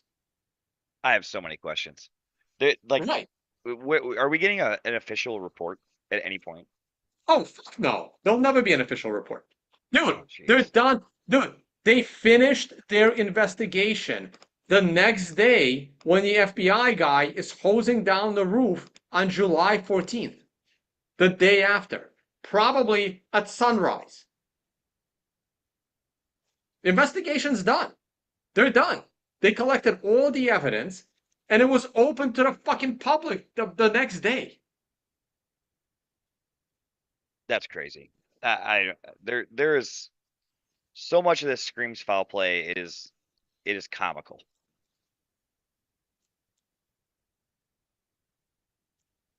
Okay. Someone is saying it was Crooks, not Yarrick. He had no glasses. I don't recall glasses in the picture of the shooter, right? So it doesn't matter if Crooks is wearing glasses in, this is the picture, right? That's the picture of him in glasses. But unless there is a picture of glasses on the roof, your sentence doesn't mean anything, right? It's like, it can't be Yarrick, Crooks is wearing glasses. Right, but we don't have a picture of glasses of the dead guy on the roof. And the pictures of the dead guy on the roof have been leaked. The pictures have been leaked. You can find them on all over Twitter. And the leaked pictures of the guy on the roof. And I don't want to zoom in on this picture because I don't want YouTube to ban me. Let me stop screen share for a minute. And let me zoom in on it. And I mean, it's kind of blurry. I'm going to go back to screen share. And I unless you can prove to me that there's glasses on the rooftop, you can't discount Yarrick. Also, it's also possible they picked up Crooks and grabbed his glasses to put them on the roof with other planted evidence like a rangefinder and casings. Like, I'm just asking questions, guys. I'm not saying definitively that this is the patsy on the roof. The hair sure as hell makes more sense than Crooks's hair. Again, look at this picture. Look at the smooth hair.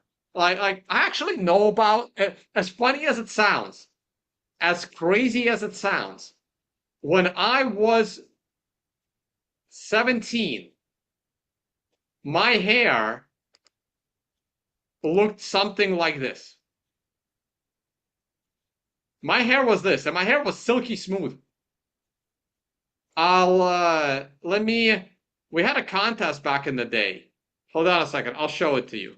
Hold on. We had a bet who had the best hair when they were younger, me or the other guys. We had a bet who had the best hair. It was me, Jimmy Song, Mike Novograds, and Joe Sass. So I know a little bit about hair. That was my hair. Oh my gosh. That's That how is mine is. me. Well, mine's much longer than that, but yeah, that's basically my hair. Yeah. That is me, right? So yes, I may not have hair today, but I had hair similar to Yarek's when I was 17. This is a picture from me when that's Jimmy Song, that's Mike Novogratz, and that's Joe Sass. We're all bald today. No, I won this one. Joe Sass did not win. Maybe he'd win today in today's culture, but this is my hair. So I have some understanding of what a 20-year-old's silky smooth hair would look like. No one believes that's me, but that's me. No, it's definitely you. I'm waiting for comments in the live chat. Some good hair, man. Right. So look at his hair here in this picture. Here's a random picture of him.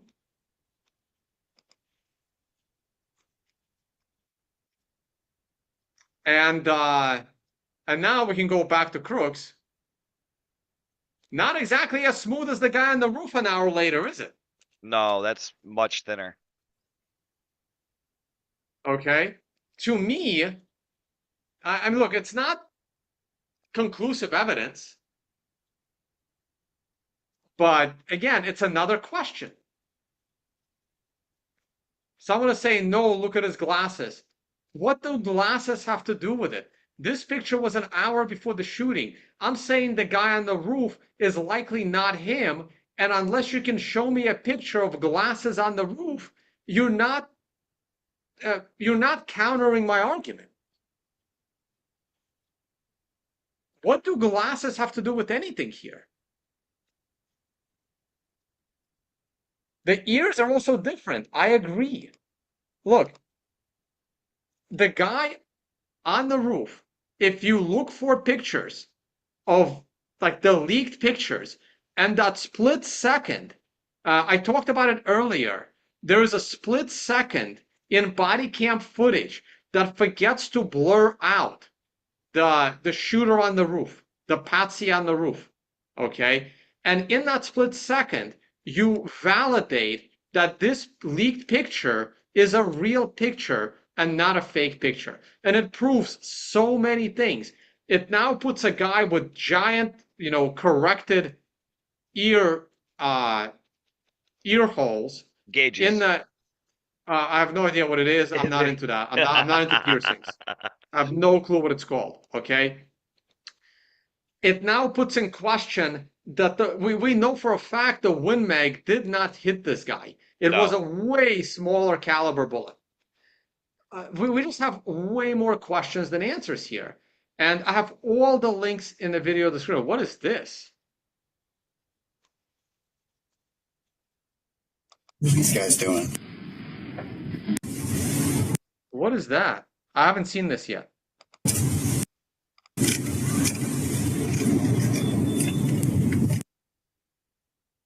Okay. Now I will say, the guy on the rooftop is wearing shorts.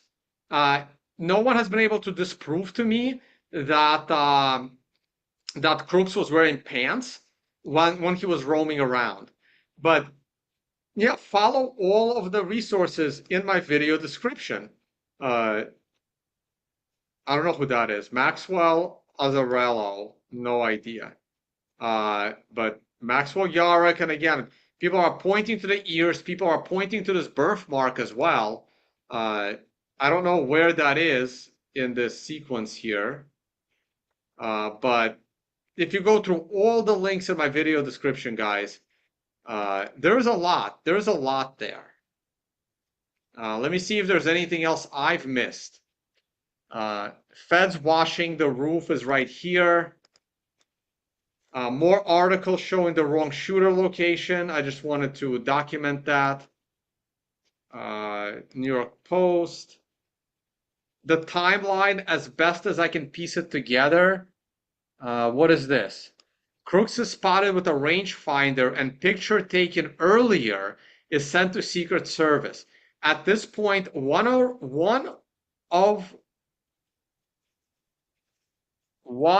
both of the ESU officers go to look for him. PSP is Pennsylvania State Police Chief, said both, but Butler County disagreed. Okay, this is the part I wanted to. CNN. We're going to CNN for fuck's sakes. The chief of the Pennsylvania State Police was very adamant that both ASU officers went to look for Crooks. However, the local county police are saying that did not happen. It says both ESU officers within the building attempted to keep an eye on Crooks. One of the officers observed Crooks sitting on the picnic table. There's no pictures of this from his location on the second floor building. Crooks then ran off carrying a backpack. At this point, that officer ran out the building attempting to keep an eye on Crooks until law enforcement arrived. The other officer remained in the building on the second floor. This contradicts the Pennsylvania State Police chief, who was very adamant that both of them went to look for Crooks. Okay. Again, I can't put everything in the video description, but this link to this Google document is in the video description. And this is the YouTube video that talks about that. I hope I timestamped it. The story is breaking. I did not timestamp it. You guys will have to watch it yourself. But here, Chris Mortensen talks about this. Saying that only one ESU officer left the building briefly to search for Crooks. Okay? This whole thing stinks to high heavens. All right? Here's the rest of my timeline. And finally, what I want to say is there are more questions than answers. Here are the questions I want to know the answers to, and then I'm going to cut this video because it's already 3 hours long. The phone records that seem to indicate Crooks or Crooks' associates are, in FBI vicinity, headquarters in Washington, D.C. and other places. This can be explained because Crooks was training to shoot in the same facility as DHS. So was apparently Yorick, but I have no confirmation of that. People are saying Yorick also shot there. I have no definitive proof, okay? If that could be the answer, well, if Crooks was shooting at the same range as law enforcement, it makes sense why Crooks' associated cell phones that were in his vicinity ended up at the FBI headquarters. But by saying that, they're admitting that Crooks was shooting in the same facility as law enforcement, which is something they don't want to tell you because that, again, creates a narrative that the FBI put them up to it or some other agency. So again, training at DHS, range by Crooks, training at the body cam videos and audio recordings. It looks like no one recorded any audio and very few video recordings were made by law enforcement. I'm still questioning the cops hoisting each other up. There is no timeline of events provided by law enforcement because people like myself and others will poke massive holes in it. Reports of his home being cleaned, like surgically cleaned. One of the senators brought that up. How many bullets were there? Where were the bullets? How many casings? Where were the casings? What about the ballistics? They found one gun belonging to the shooter on the one-story roof, the patsy on the roof. Did the bullets come from his gun or did they come from other guns? Did Crooks come by van, by Honda, or by bike? Okay. Again, if you go down the rabbit hole that it was these three guys involved, where the hell is it? I don't have it anymore. So many things. If you go by the narrative that these three guys were involved, and this guy, there's video of law enforcement taking this crazy guy out of the tent. Okay, this guy could have been the van driver with the explosives. This guy could have been the guy. This is the same guy, by the way. This guy is this guy. Probably. I'm not, I can't say for sure, but probably. They're So both Antifa. I Yeah. think that the one on the right is pre 30 bush lights, and the one on the left is after 30 bush lights. Sorry, I'm trying to be funny. So they're both Antifa. They're both from Pittsburgh, which is super close. It's like an hour drive from where this took place. Okay, they were in the papers a long time ago. This guy looks a lot like the guy on the roof. Okay, this guy could have come by Honda. This guy could have come by van. Crooks could have come by bicycle, or this guy could have come by bicycle. Crooks could have come by the Honda. Okay, there were 3 vehicles. There should be 3 suspects. Okay, no one is talking about these guys except very, very few people. But again, there are multiple elements to discuss, right? Where the shooter was, where the shots came from, the incompetence of law enforcement. Was law enforcement in on it? Was there one shooter? How many shooters were there, right? I am like the only person that is bringing you all the angles. Everybody else kind of focuses on one part, except Legally Armed America. Legally Armed America is like me focusing on every single story every day, okay? Other guys, they specialize. Mortensen is focused on the sound analysis of the bullets. He's not even caring about who the alleged shooter was. And that's fine, right? Because one person can't do everything. I'm about to have like a fucking breakdown.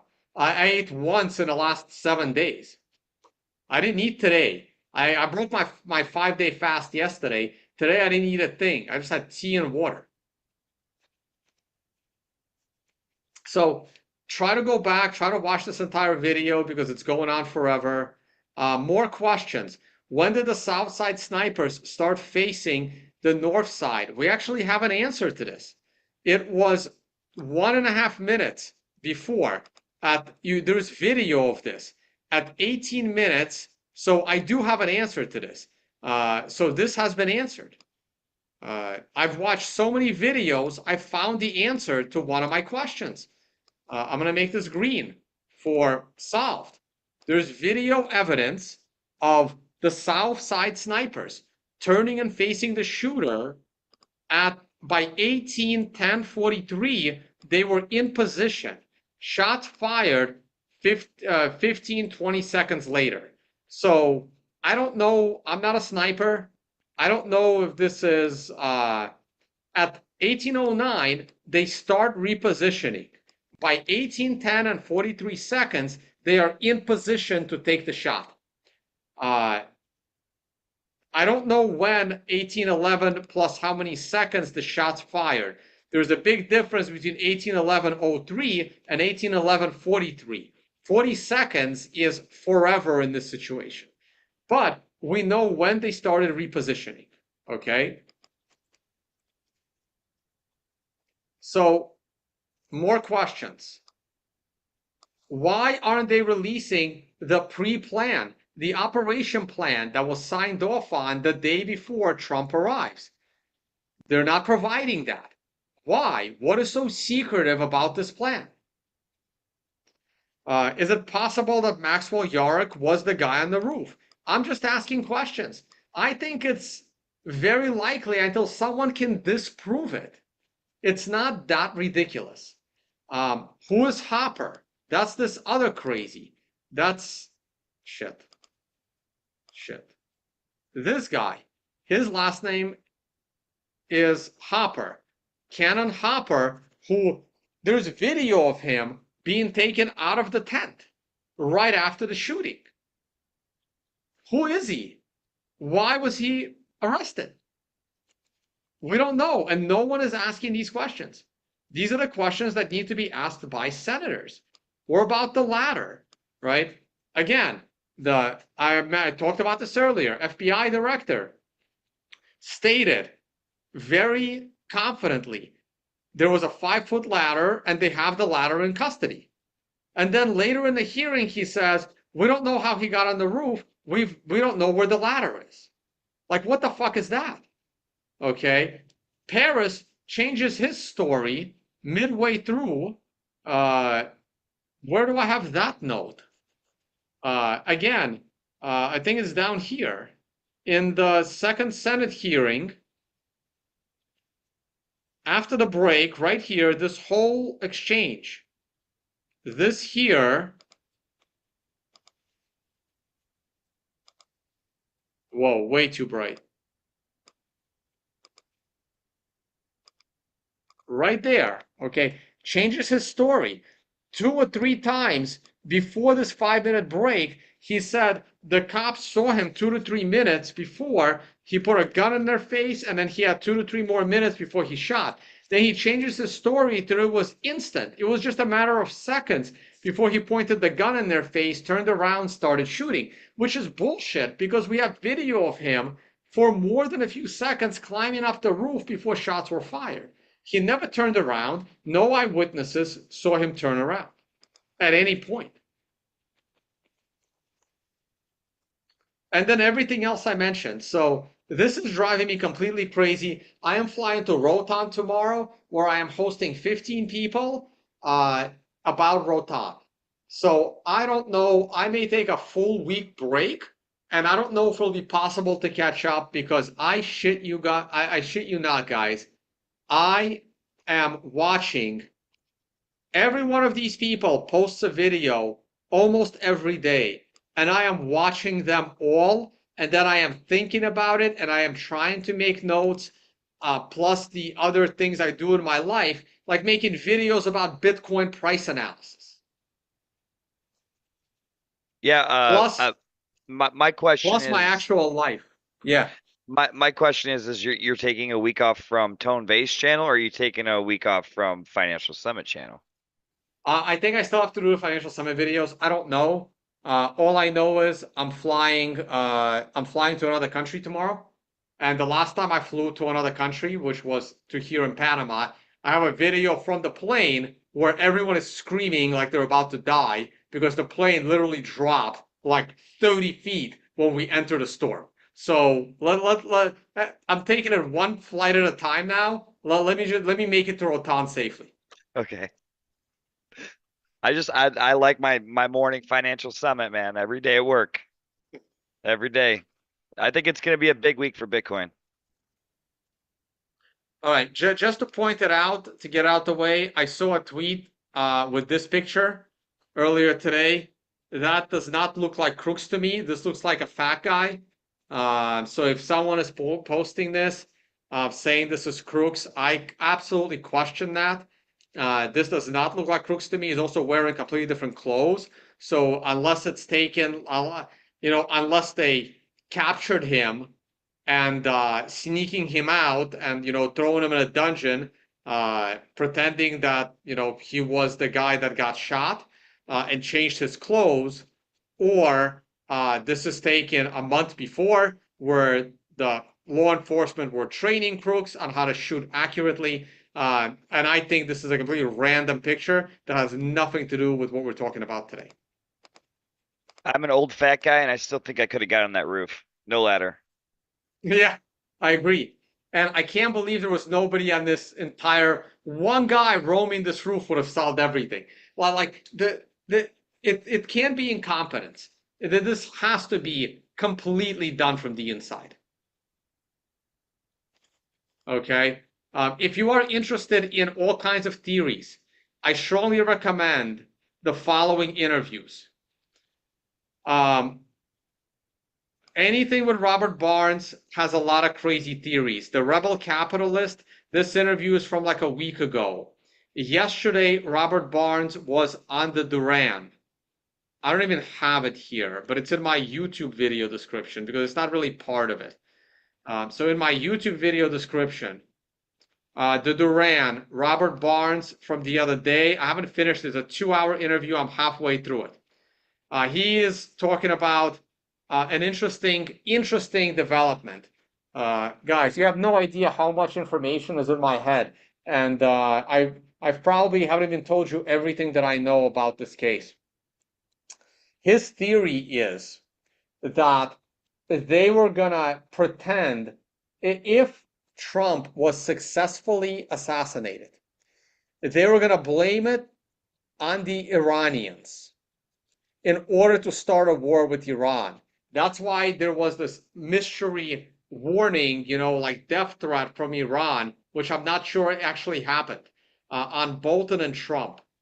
If Trump was successful, and they needed to successfully eliminate Trump before the Republican convention, because Trump was supposed to announce his vice president at the Republican National Convention. Trump announced his vice president immediately after, because by announcing the vice president, you are creating a successor. So if Trump is to be assassinated the next day, after naming the VP is going to be the guy on the ballot, for the same reason why Kamala Harris is now on the ballot, because she's the VP of Joe Biden, and it's too late to make changes. So the moment Trump announced his VP becomes his stand-in. Vance is hated by the establishment. They needed to eliminate Trump before he announces his replacement. Now, Biden steps down either way, probably, okay? Or if Biden wins re-election, he would step down soon after, and then Kamala takes over. But if they take out Trump, I think Gavin Newsom steps up, Hillary steps up, Big Mike steps up. You have all these potential candidates to be president from the Democratic side if Joe Biden steps down, but no one wants to risk going up against Trump. Also, without Vance as the leading guy after Trump says the name Vance is the VP, now you have Nikki Haley and other crazy Republicans, Mike Johnson or whoever, Mike Pompeo potentially would have been the vice president for Nikki Haley. Nikki Haley would go to war with Iran tomorrow. So by taking Trump out before he announces a VP, Nikki Haley is the likely candidate on the Republican ticket, with Mike Pompeo, who is the guy responsible for getting the Iranian general assassinated by the Trump team. That was his thing. And remember, he spoke at the National Convention. This is why all these neocon Republicans were at the convention. Again, this is Robert Barnes' theory, and it makes sense. Because then, no matter which Democrat wins or Nikki Haley wins, they go to war with Iran for assassinating Trump. This was going to be blamed on Iran if the assassination was successful. But because it wasn't successful, it's hard for them to blame Iran now for this. So anyway, if you want to listen to that, check out the Duran with Robert Barnes. Also, the Duran had a really good discussion about Vance, and Redacted had a good discussion about Vance as well. Something else to bring up is Judge Napolitano right here.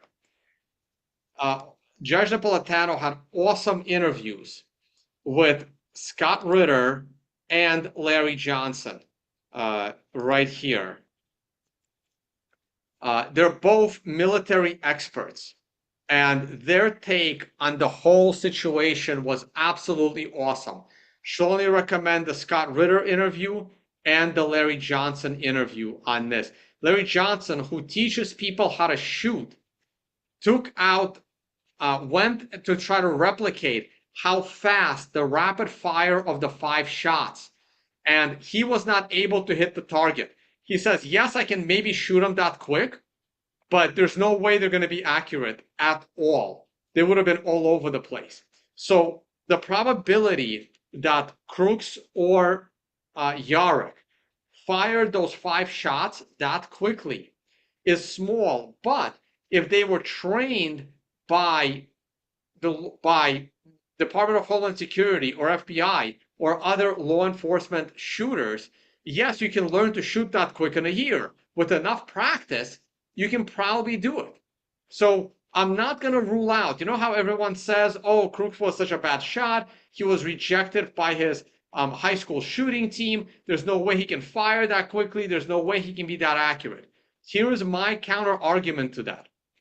My counter argument to that is, if he has been going to the shooting range with Homeland Security snipers and professional shooters for a year, and they've been grooming him for this event for a year, yes, he could be a significantly better shot today than he was when he tried out for his high school team 4 years earlier. Thoughts on that? I'm still wishy-washy on the being trained. You don't use that optic. You don't use that at all. You get a scope. I know you use a scope, but again, he was probably the patsy that never got off any shots. Everyone continues to believe that. Look, some people believe only 5 shots came from here, not all 8. Okay, I believe at least 5. Okay, I believe somewhere between 0 and 5 shots came from this location of where the guy on the roof got shot. And I'm saying the guy on the roof got shot because I don't know who it was. I think it could have easily been Maxwell Yarrick and not Crooks. All right. At most, it was between 0 and 5 shots. I do not believe the first 3 shots came from this location. Also, according to John Cullen, it wasn't the first shot that hit Trump's ear. It was a later shot. I'm still leaning to the very first shot hits Trump's ear. But he says the reason why the shots fired at the same time is because they were in communication with each other, and someone said 1, 2, 3, fire. And even if you are, 2 or 3 complete amateurs at firing, if someone is in your ear saying 1, 2, 3, fire, you're all going to fire at the same time. That's actually a tactic that's used quite a bit. Right. That is used a lot. Where did the first 3 shots come from? I don't know. I think it's possible they could have come from this window right below. No one has talked about this. By the way, I have now ruled out the shooting from here. How do I rotate this? I've done it before. I have to do it with my hands. Is it your scroll wheel? Okay. No, I use my hands. It's a touch screen. I have somewhat ruled out a shooter here. I still think it's possible, but because not a single person is discussing it, I'm not going to pursue this angle, right? I'm an analyst, but I'm an analyst that comprises other people's information. No one has this. I wish more people would discuss the possibility of a shooter from right here on this rooftop, which I believe had a clear shot, absolutely clear shot at Trump. That's a long shot. That is a very long shot. That's actually a shot that it's not that long. It is 1,500 yards. Ooh, and yeah. You're talking big calibers to make that. You're talking 338 Lapuas and 300 Win Mag won't even touch that shot. It's not very flat.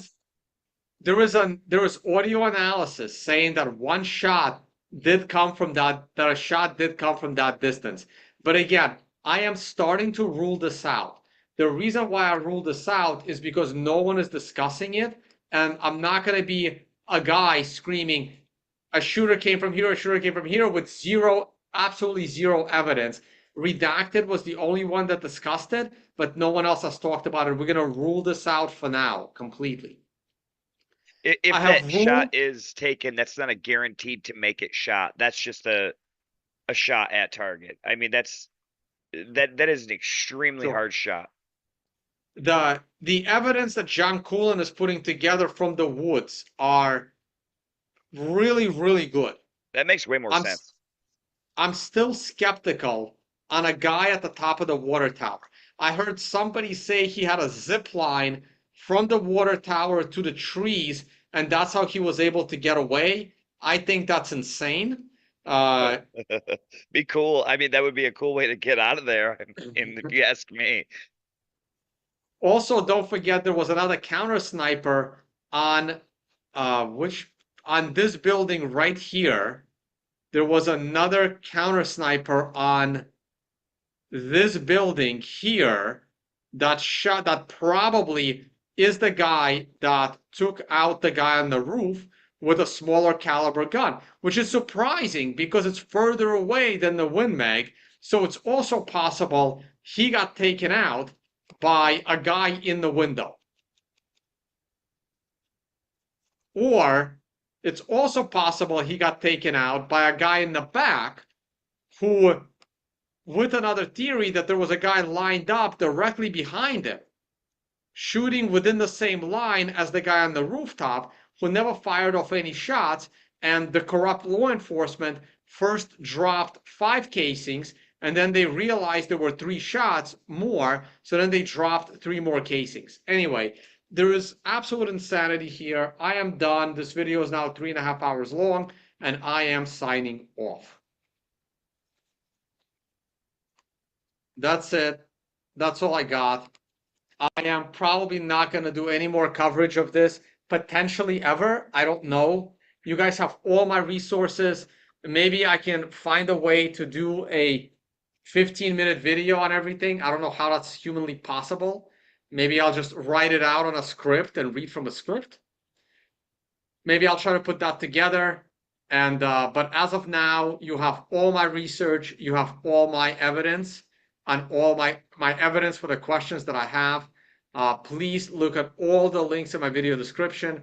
Anything else I have, I will put it into the Word document that is also linked in the video description. Thank you all for watching, guys, and see you all Monday morning on the Financial Summit YouTube channel.